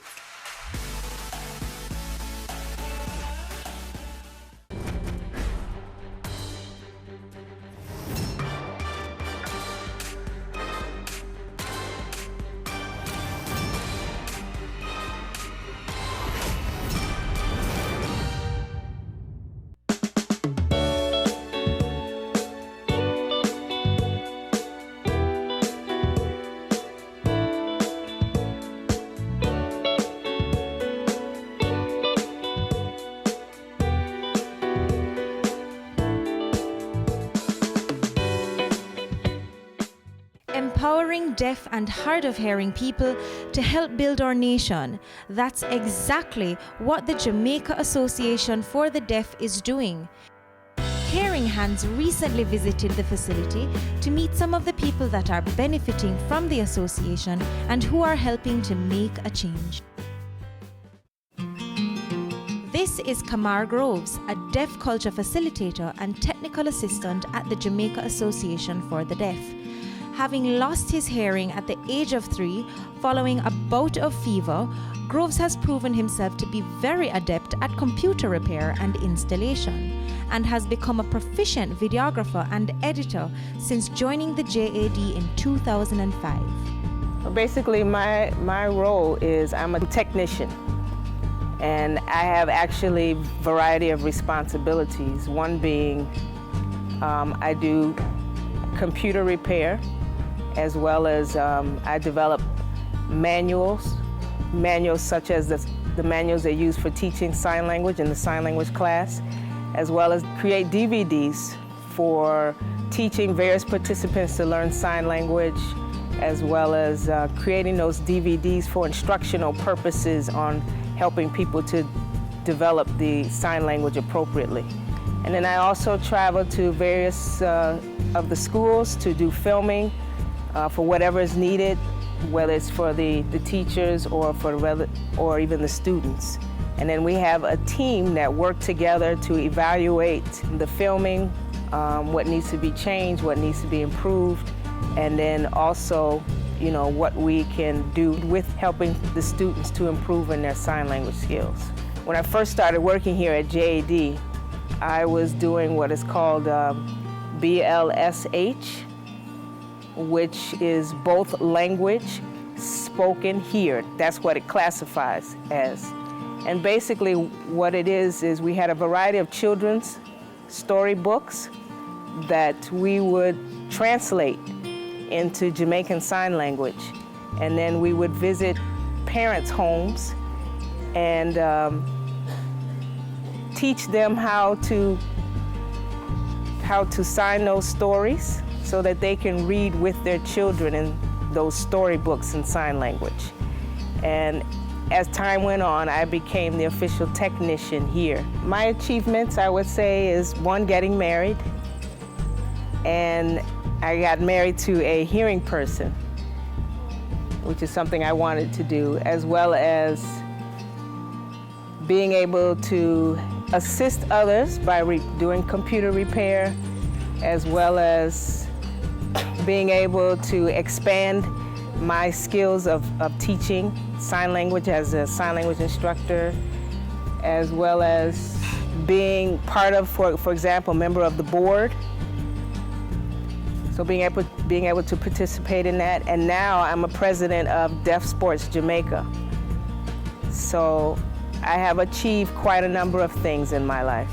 I did attend school at Listomere Gilby High School and learned some things, but very basic, like Microsoft Word, Microsoft Access. Learned some basic computer, how to do things on computer, but I also experimented with YouTube. I like to observe how things are done on YouTube and then try it myself, you know, and I'm one of these people that try it until I've learned how to perfect it. So that's pretty much how it worked.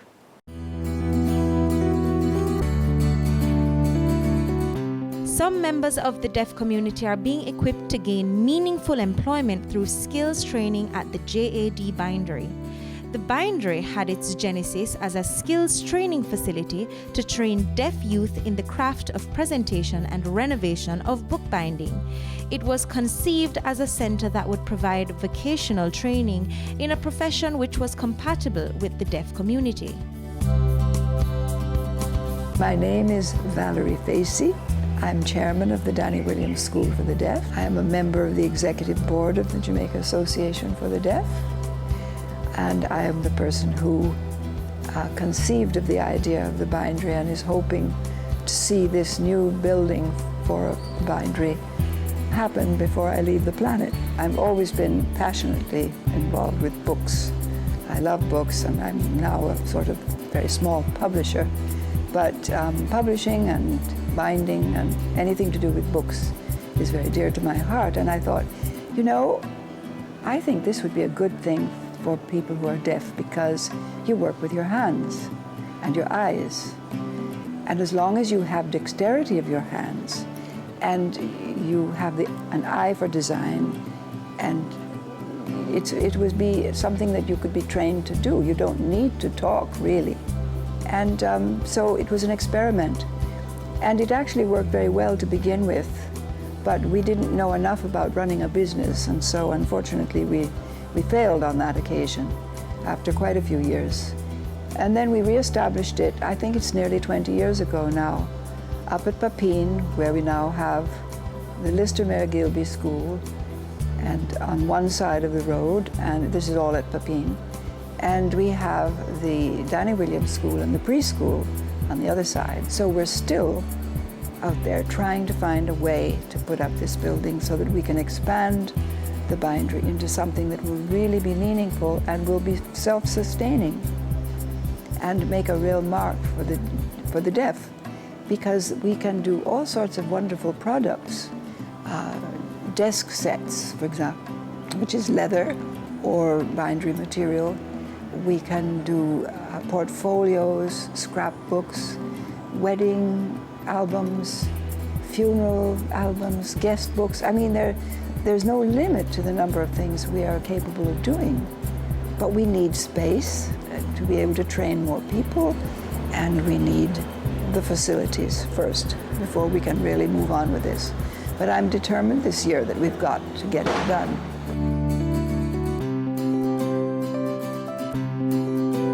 Coming up on Caring Hands.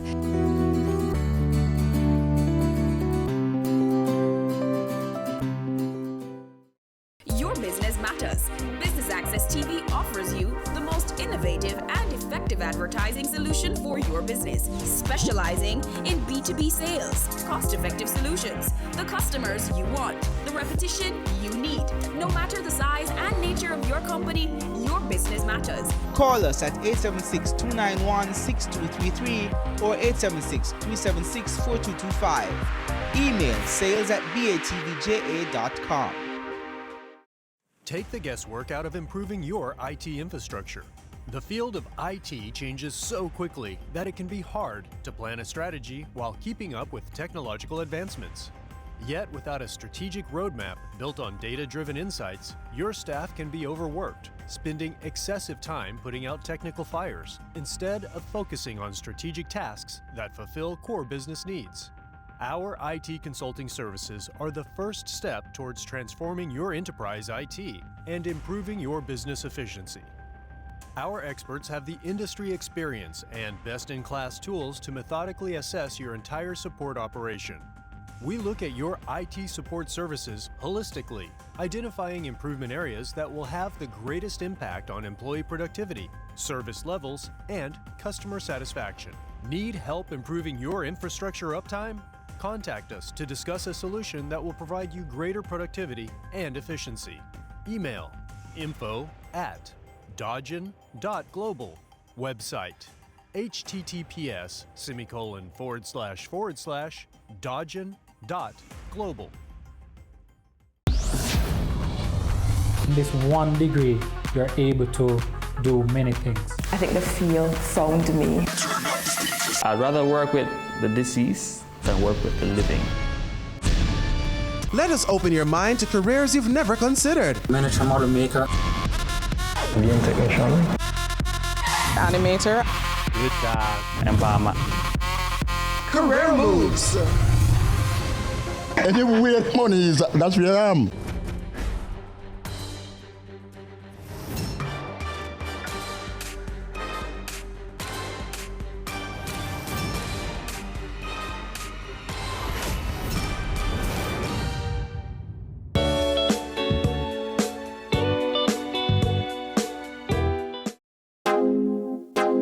This is where Desmond Sr., the first deaf person to graduate from Edna Manley College of the Visual and Performing Arts, and Ricardo Hibbert, who has been working at the binder for 12 years, spend most of their time doing what they love best. There's a white man, his picture is actually on the wall over there, that gentleman there. He taught us how to do binding, and I learned very quickly how to develop that skill of bookbinding. I was also working at Listomere Gilbert School, where I actually did some binding there. And also, I've been working here for 20 years doing binding. What I like to do most is sculpting. And I enjoy sculpting more than actual bookbinding. Sometimes I would do that work at home. I would work on it even on the weekends. Well, I practiced my drawing when I went to art school, and I developed my skill of artistry as well as painting. But I was fascinated with sculpting more than painting. So I began working on that on my own, so I really enjoyed it.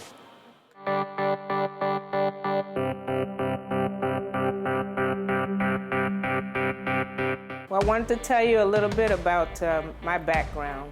I went to school at Listomere Gilby High School, and once completing school, I came here, and one of the supervisors here taught me how to draw and helped me to develop experience and skill as a binder. Sometimes working here can be a bit stressful, but over the years of working here, I've gotten used to and accustomed to things, so I really do like it. We have a new gentleman by the name of Sean, and one thing that I have done is I have been his trainer, and Desmond also trains him as well. So we work together to train Sean since he's new, to help him to develop skills. I'm thinking to plan maybe to develop a business of making jewelry. So I'm not really exactly sure how I could go about doing that, but like the leather on watches and also necklaces and so forth. But that's something I would like to do. The establishment of a school for the deaf started way back as far as 1938, and since then has become a safe haven for most. I started with the Jamaica Association for the Deaf way back in 1954, when my father-in-law was the chairman of the association at that time. My father-in-law, C.B. Facey, Cecil Boswell Facey, worked with Reverend Gilby when he first arrived in Jamaica in 1938 with a mission to find deaf children and start a whole organization for the teaching of deaf children. So my father-in-law was involved from that time, and by the time I arrived on the scene, he was going to retire as chairman of the association. He was bringing in a new chairman, and he wanted me to join to represent the Facey family, which I was very happy to do. However, I didn't know anything about deafness or doing, I was new to Jamaica. I'd only been in Jamaica 3 years at that point, and I already had a husband and 2 children, so I was very busy. But anyway, I had to put my shoulder to the wheel and do whatever I could. So as an untrained person, I went out as a caseworker. And in those days, I traveled into Jonestown, Myerstown, Passmore Town, Bellevue Hospital, all over the place in the inner city. And people assumed I was a nurse, and so they accepted me. And so there the blind were leading the blind, but it was the deaf this time. Coming up on Caring Hands.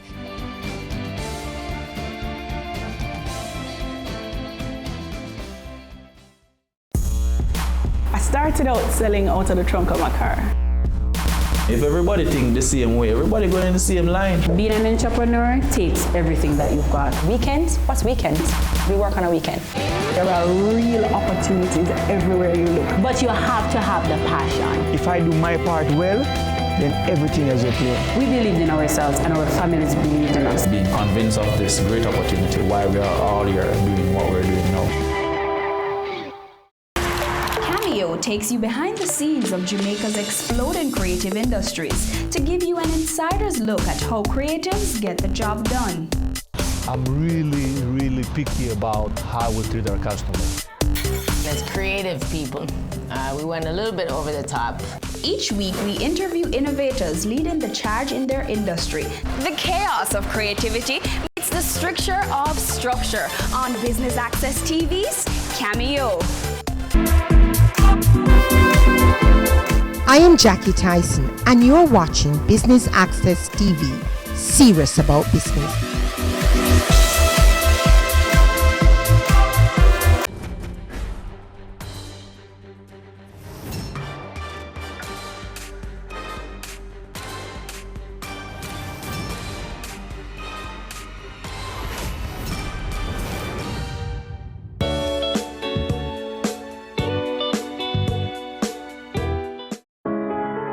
Effective Guidance is a platform for all students, and this is where Tash comes in as she provides an opportunity for students to relate to her on a daily basis.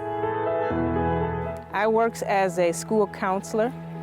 This is Lister Mere Gilby High School, and basically my work entails from grade 7 to 13, assisting the children, helping them to identify themselves, as well as counsel them, as well as instruct them.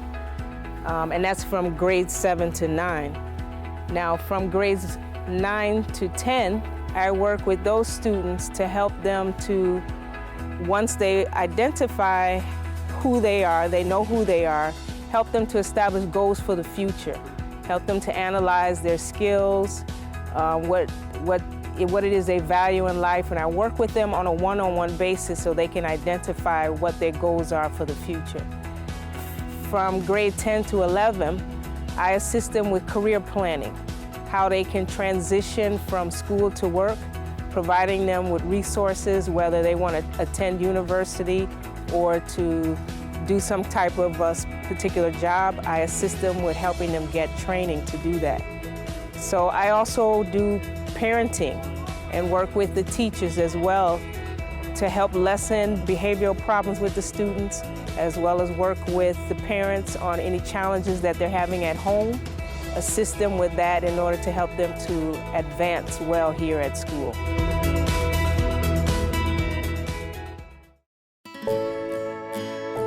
There's so much that we don't know about the capabilities of the deaf. One of them is the fact that they can actually dance to music that they cannot hear. A team from the Lister Mere and Gilby High School recently entered the Jamaica Cultural Development National Deaf Dance Competition, which was developed for the deaf. Week of the Story, the theme for this year's festival was child abuse and the awareness of child abuse. And so we all got, we did workshops using stories and frames for us to create our dance from. When we came back and I was discussing the story with the students, they kind of wanted something else because neglect is the abuse that is most common to the deaf. So they wanted to do something on neglect. So we all pooled our ideas together, and once we got a storyline of these two children who were neglected by their parents, we kind of built from there. So The students are really good with routines, and once they get a feel of the music and I tell them the kind of music and give them the tempo, once they hit the rhythm, they're gone.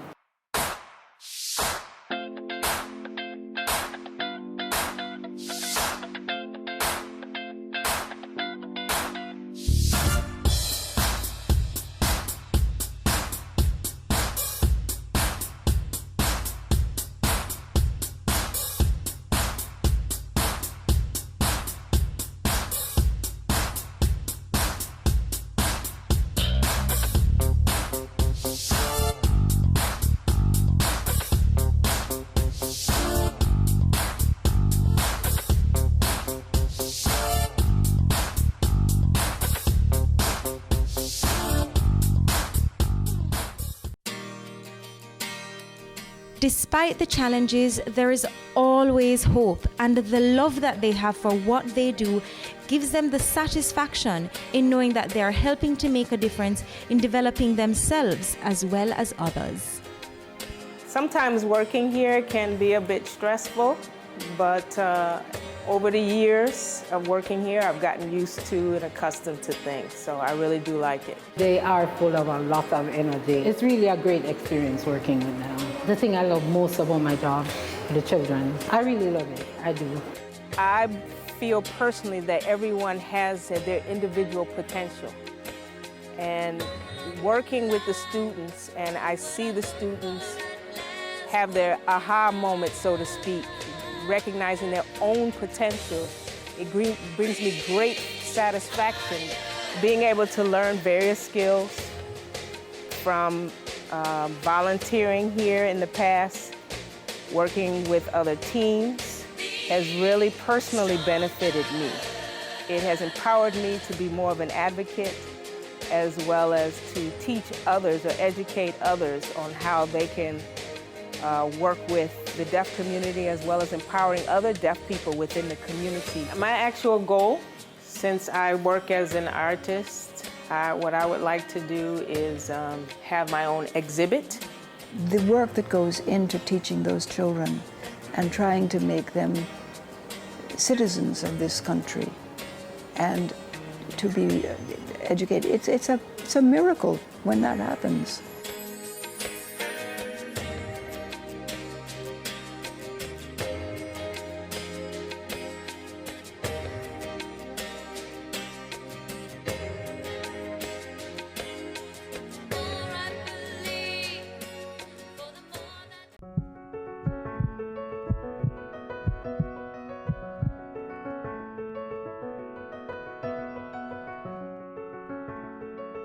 It's arguably the most significant invention to come out of Jamaica in the last 2 decades. A medical doctor, a mechanical engineer, and a computer scientist used technology to develop a way to train heart surgeons across the globe more efficiently. The heart simulator developed at the UWI-Mona is now being used by several universities across the world to train surgeons. Professor Daniel Kaur, who worked on the project, says after shelving the first prototype and moving on to other projects, he and the other inventors involved received a call that would change everything. So in late 2007, we heard from Dr. Richard Fines, who was at the time chairman of the American Board of Thoracic Surgery. He had seen a video that had been released along with a paper that we had published. And in the video, we were just showing a small clip of what the heart looked like while, in operation, in use. And he wrote to Dr. Ramphal, basically did a little internet search, tried to find him, sort of located an email address for him at UWI, by which time he had already left UWI, and wrote him and said, I saw this video, is it real? Because if that's real, I'd love to come to UWI to see it, and would you be willing to set it up for us, because we are examining possible simulation environment scenarios for the cardiac surgery training, and this is something that we would like to sort of take a look at just to see what it can do and whether it's good for us. After some persuasion, the team decided to go to the University of North Carolina to set up the prototype. First time set up, right? So all these prominent heart surgeons had just come in to take a look at what's going on. And everybody was kind of blown away at just how realistic the heart beating was, and how realistic the whole environment was. So they took out the video footage and took that to their annual meeting that year at the Society of Thoracic Surgeons.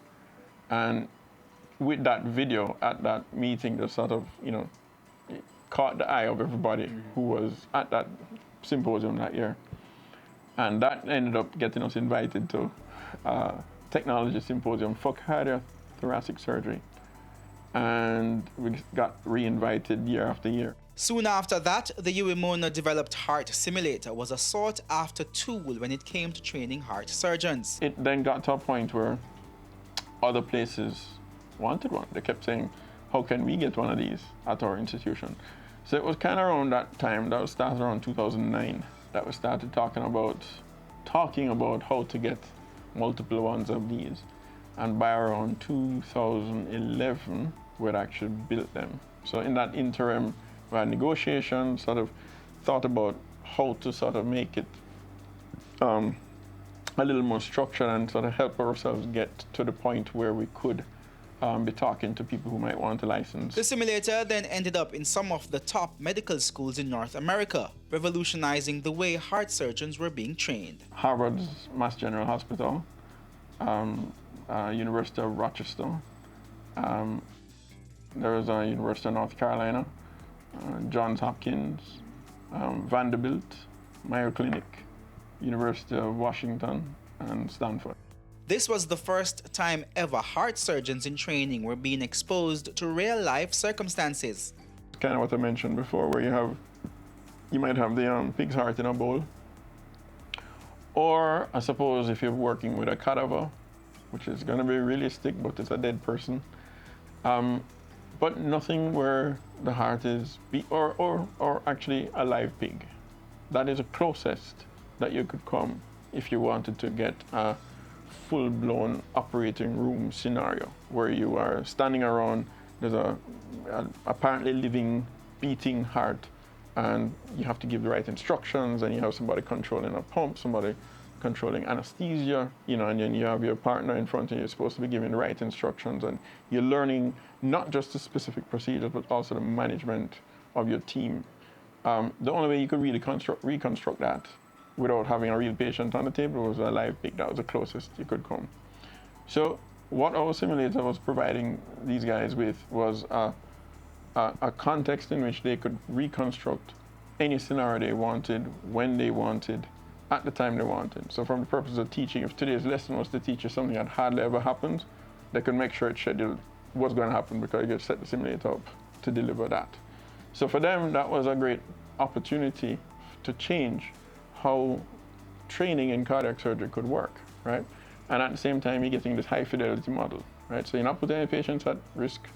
You have this model that looks real. It bleeds when you cut it. It has a pressure. It shows you a computer trace that looks like it's a real trace on a monitor. So for all intents and purposes, just because you set it up, it's not real. But for all intents and purposes, it looks like a patient on the table. The heart simulator has not only used technology to totally revolutionize the way heart surgeons are trained, but it is also helping to better equip surgeons to deal with real-life situations in real time. There are some well-rehearsed procedures, as in over time, they've developed some procedures to respond to a particular kind of emergency.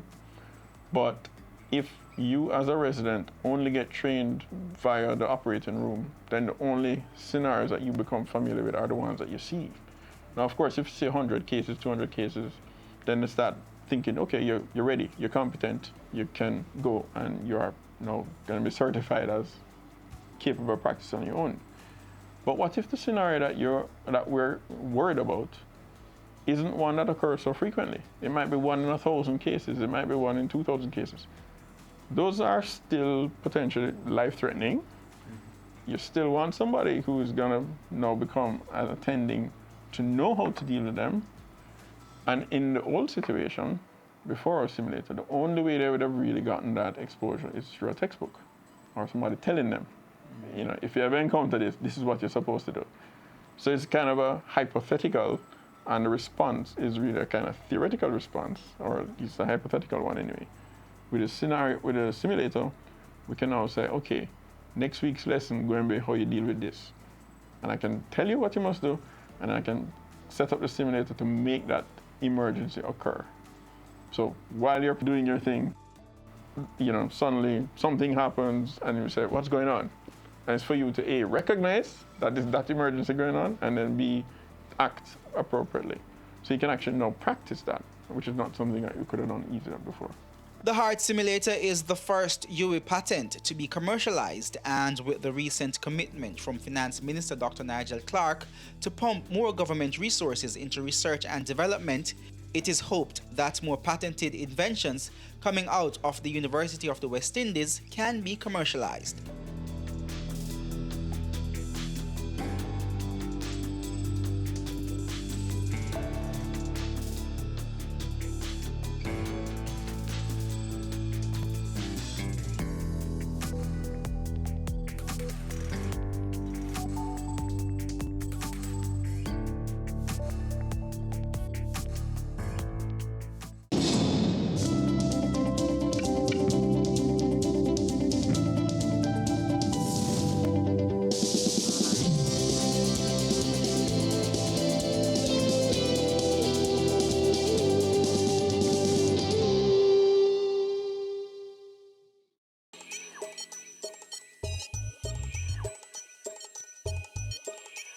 Hi, I'm Roderick Francis, CEO of B&D Trawling Limited.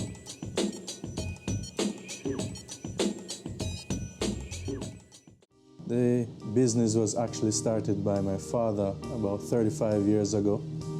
And, when he died in 2011, I officially took over the spot as head of the business, but I've been working with him in the business for over 10 years prior to his death.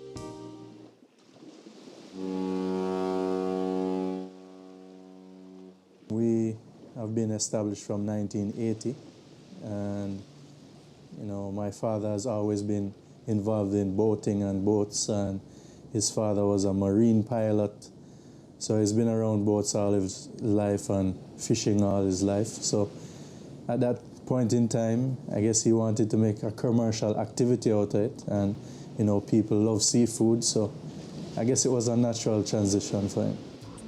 My dad funded it out of pocket.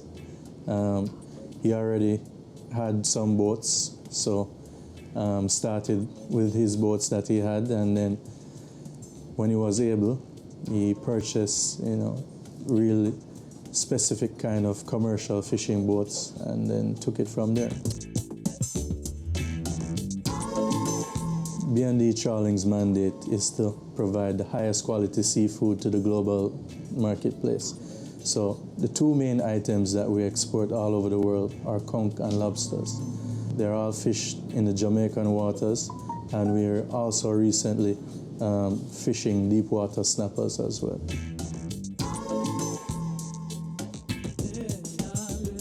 We cater to the seafood lovers and people who love quality seafood. There's a trend around the world for healthy food now, and the thing is that Jamaicans don't understand what they really have. So what we have is pristine, untouched waters. So there are people all over the world that come and are looking for fish and seafood that are grown naturally in a healthy environment. So we produce quality Jamaican products and export it all over the world. So we export to China, we export to USA, Canada, Singapore, Thailand, all over. We've recently started the importation of some products that are not available locally here.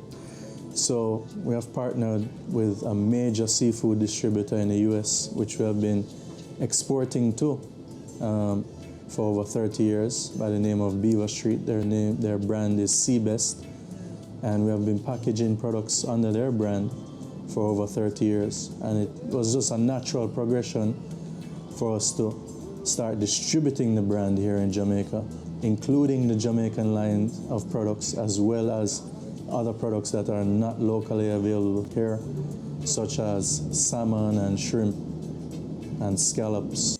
What makes us unique is that, we sell our product to the first world. So Jamaicans on a whole love quality seafood. That's why they go to the beach and stand up and wait for the fisherman to come with his boat and come up and they get it fresh there.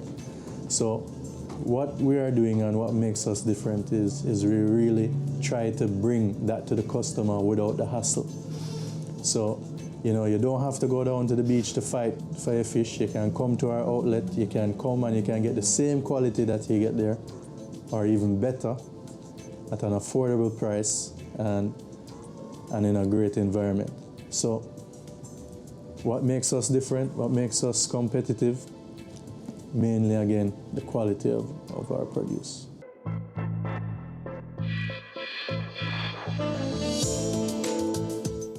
So initially, the funding was put up by my father, but one of the great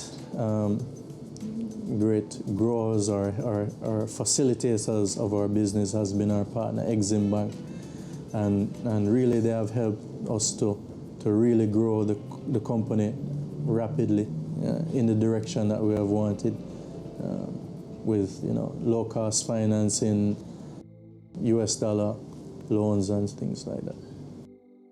We are a profitable company and we continue to grow our product range and product line, so we're on a very good profitable path.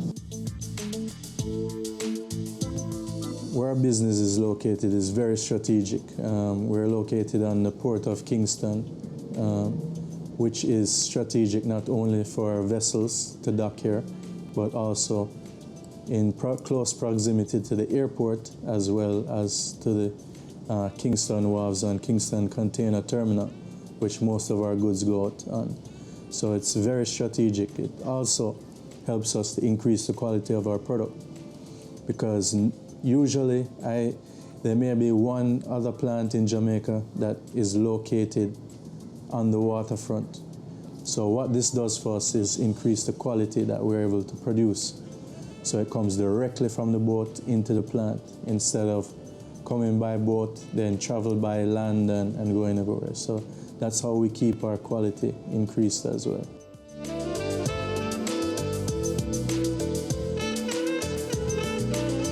We employ over 200 persons here, and they are mostly women from the inner city communities or surrounding communities.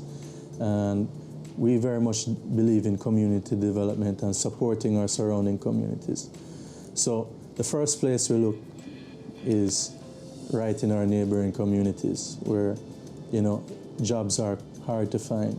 And we look there and we have been very happy with the quality of workmanship which we have got so far. In the management level now, we look for the best people, because I believe, for me, no matter what it costs, to have the best people. And it goes all around. I'm not saying that the lower level people are not the best. Yes, we do have some of the best people in the fishing industry here that come from the inner city communities, yes, as well. But we look for, on the higher level, we look for education is very, very important. Experience is very, very important on the higher level. The majority of the workers are based in our processing plant. So they would have several divisions of the processing plant. So all throughout the process, so they would come in, you would have ladies filleting or cutting the product.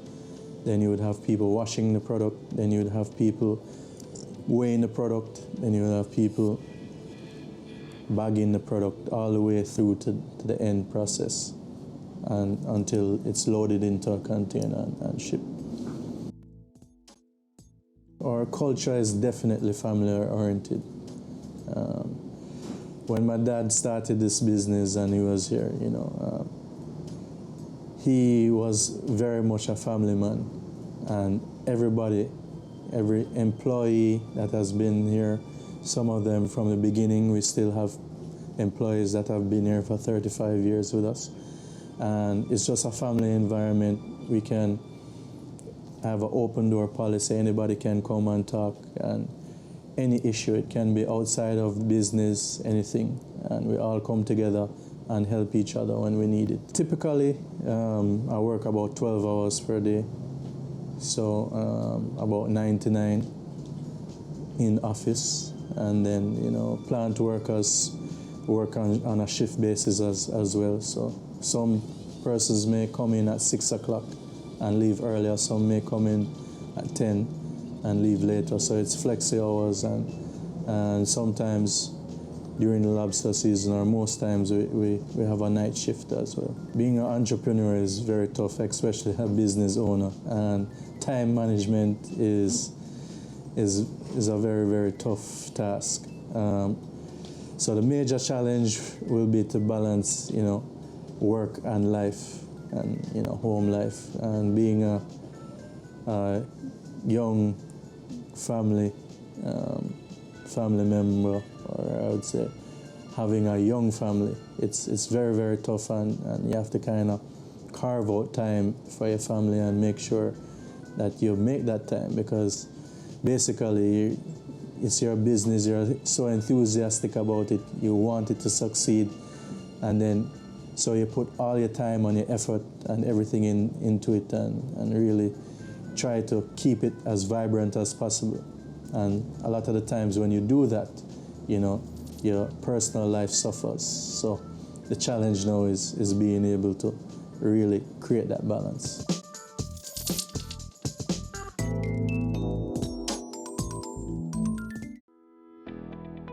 Accounting services. Providing financial information to our clients in a timely and accurate manner is a commitment that we feel cannot be compromised. Meaningful, well-organized financial records ensure that your business operations will run more effectively on a daily basis. Dodgen Global provides a full range of cost-effective accounting services, including the following: general ledger and financial statement preparation, bookkeeping, monthly, quarterly, annually, accounting system set up for new businesses, compilation of financial statements, audits and reviews. For more information and to discuss your requirements with one of our experts, please contact us today. Email info@dodgen.global. Website https://dodgen.global.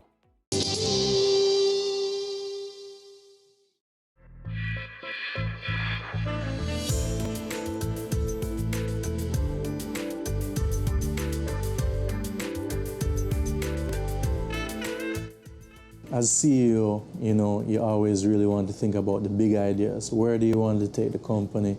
What is your vision? And what are your goals? So, I spend a lot of time sitting down and thinking about where we want to go and what we want to do. And out of that, then the ideas come.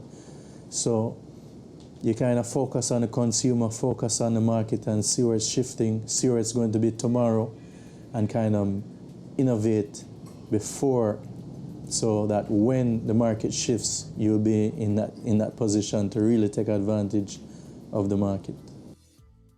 The most important thing for us here, we're competing on a global market. We're competing in first world companies. We mainly ship to Europe, so these people know seafood, they know quality products, and you really have to have a quality product. That's number one. Number two, if you're talking about retail or service, the customer experience has to be good. So one of the things we focus on really in our pop-up kitchen that we do once a month is really focusing on an authentic experience. So when you come down, you can really feel a natural Jamaican environment and all local produce, and really get that natural feel that the customer will feel at home and want to come back. Being an entrepreneur and running your own business, there are going to be challenges every day. If you don't have challenges every day, then there's a problem. But it's just how you deal with those challenges.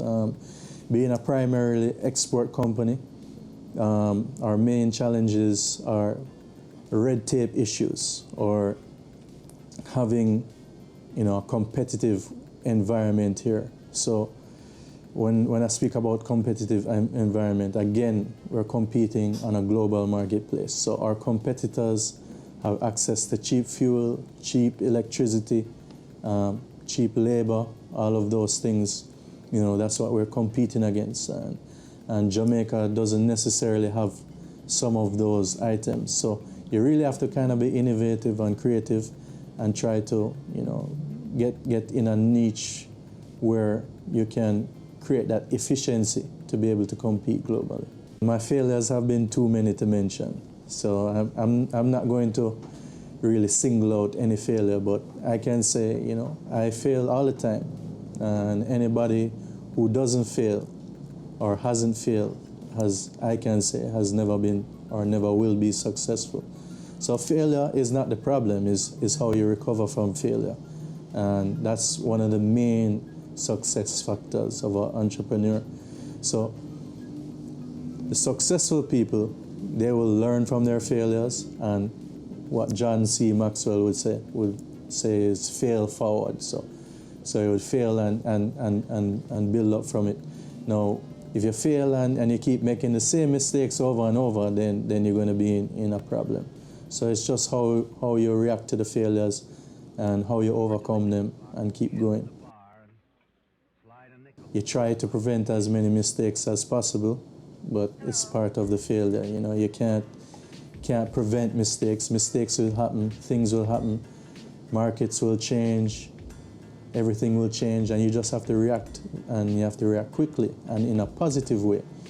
So you can't really say that you're going to stop mistakes. Again, you don't want to repeat the mistakes. You make it one time and you put measures in place not to make those mistakes. But it's just a simple, continuous improvement process that you keep going on, and little by little you improve, and minimize the mistakes. Well, definitely growth strategies. We're looking at now diversifying our product range. So a big part of what we do is export, but we have never primarily been in the local market or distributed in the local market. So we have just started that now to actually distribute in the local market, and the actual response has been overwhelming. So, what we do is basically to grow, expand into different areas and looking now at acquisitions and things like that to grow the company.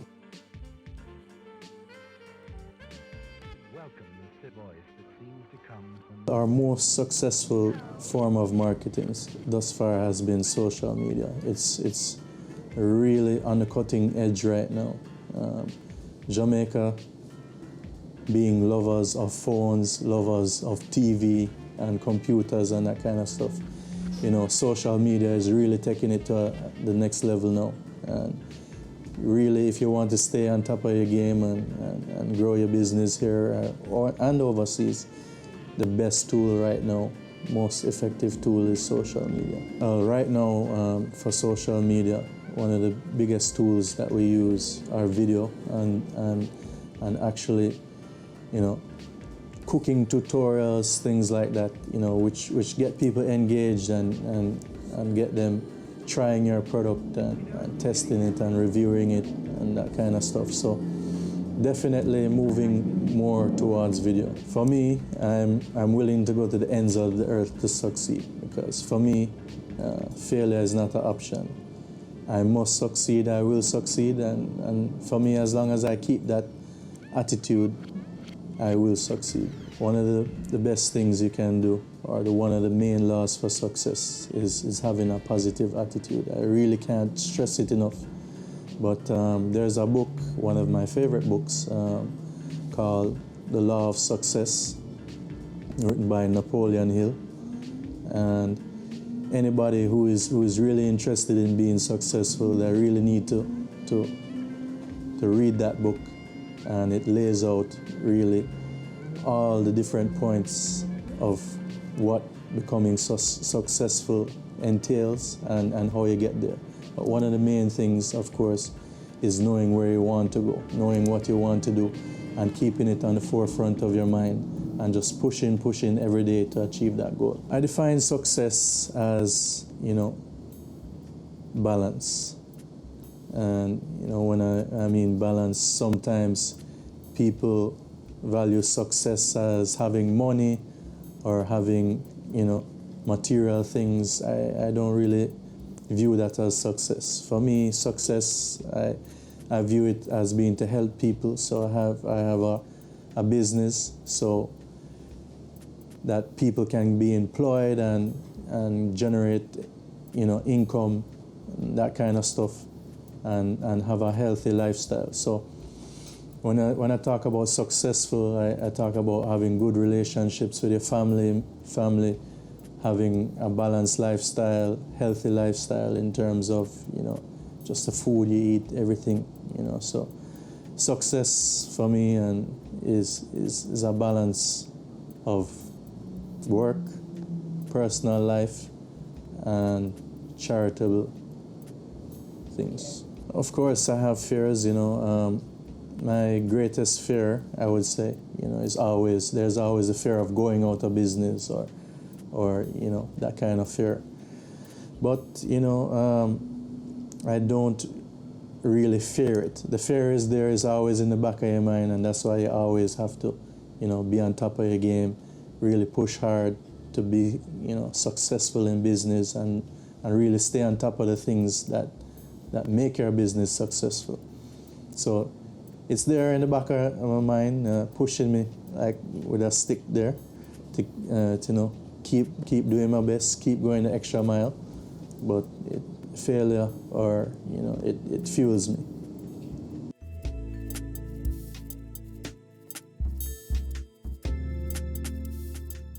Your business matters. Business Access TV offers you the most innovative and effective advertising solution for your business, specializing in B2B sales, cost-effective solutions, the customers you want, the repetition you need. No matter the size and nature of your company, your business matters. Call us at 876-291-6233 or 876-376-4225. Email sales@batvja.com.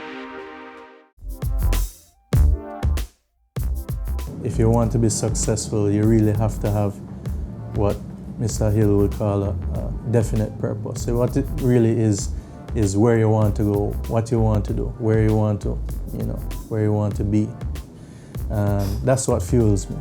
I have a goal. As CEO, you set the large targets. And, once you set that large targets, then you're going to have to set some smaller targets along the way. So what fuels me is really achieving those goals. So you set those goals and you achieve them. Basically, it really fuels you. So it gives you a boost when you achieve a goal and you know that you're on the right path and you know that you're getting somewhere. So that's what really fuels me. I have many inspirers, but first and foremost, I look to my dad and his legacy and really upholding his legacy and really what he brought to the table. So, he inspires me and had always inspired me to do better than he did and carry it to the next level. And, we've been trying and been really doing well at that. So, inspire, yes, start with my father. And then, there are many persons. You have Martin Luther King, you have Barack Obama, you have all these really positive people that, you gain inspiration over time with, and you're trying to align yourself with their ideals and just push forward. Favorite aspect of being an entrepreneur is the kind of shifting landscape and the thrill of actually owning your own business and knowing that what you put in is directly related what you're going to get out of it. So you really spend a lot of time, putting in a lot of energy, knowing that you're going to get the results. I attribute my success mainly to my team. Number one, we have you have to have a solid team. So you really have to have the best people on board, and you really have to be aligned and work well and mesh well together on a common goal and really move forward together.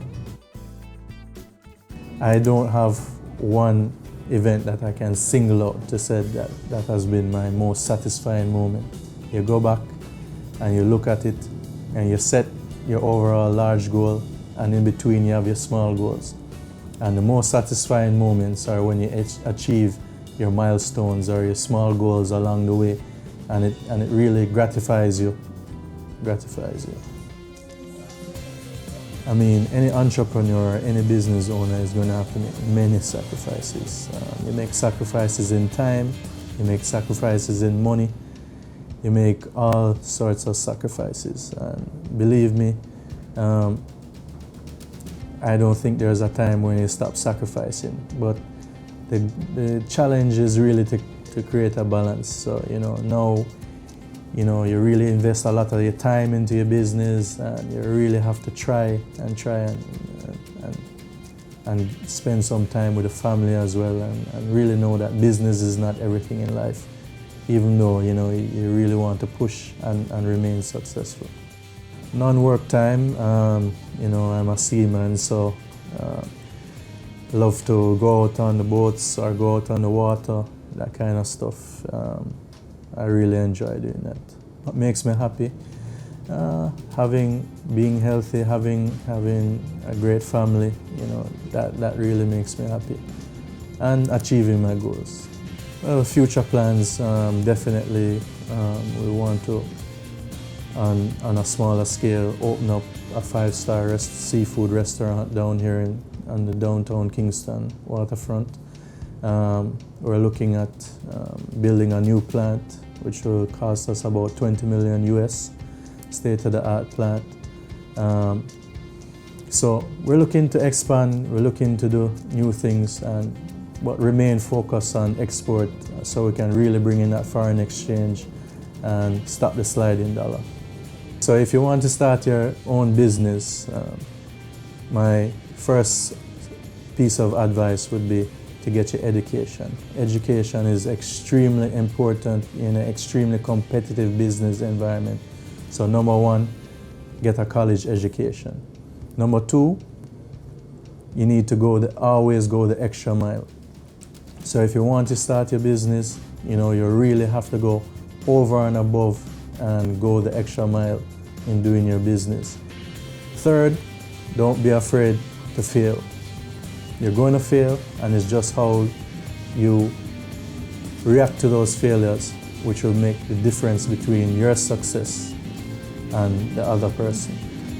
So you really need to push forward and just don't give up. Number one, just don't give up.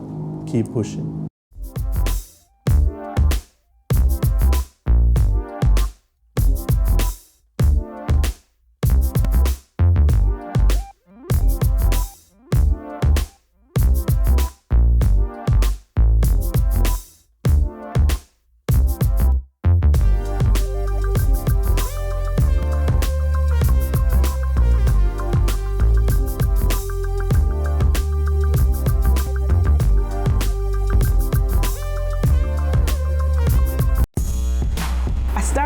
Selling out of the trunk of my car. If everybody think the same way, everybody going in the same line. Being an entrepreneur takes everything that you've got. Weekends? What's weekends? We work on a weekend. There are real opportunities everywhere you look. But you have to have the passion. If I do my part well, then everything is okay. We believed in ourselves and our families believed in us. Being convinced of this great opportunity, why we are all here doing what we're doing now.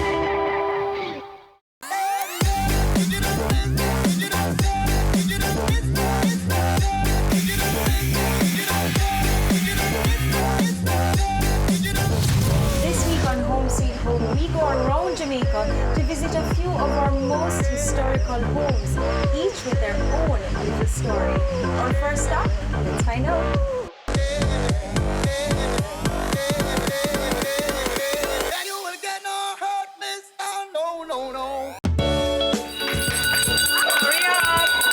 Creating change. Building a future. Caring hands. Giving back. Touching hearts and shaping lives. Impacting our world for the better.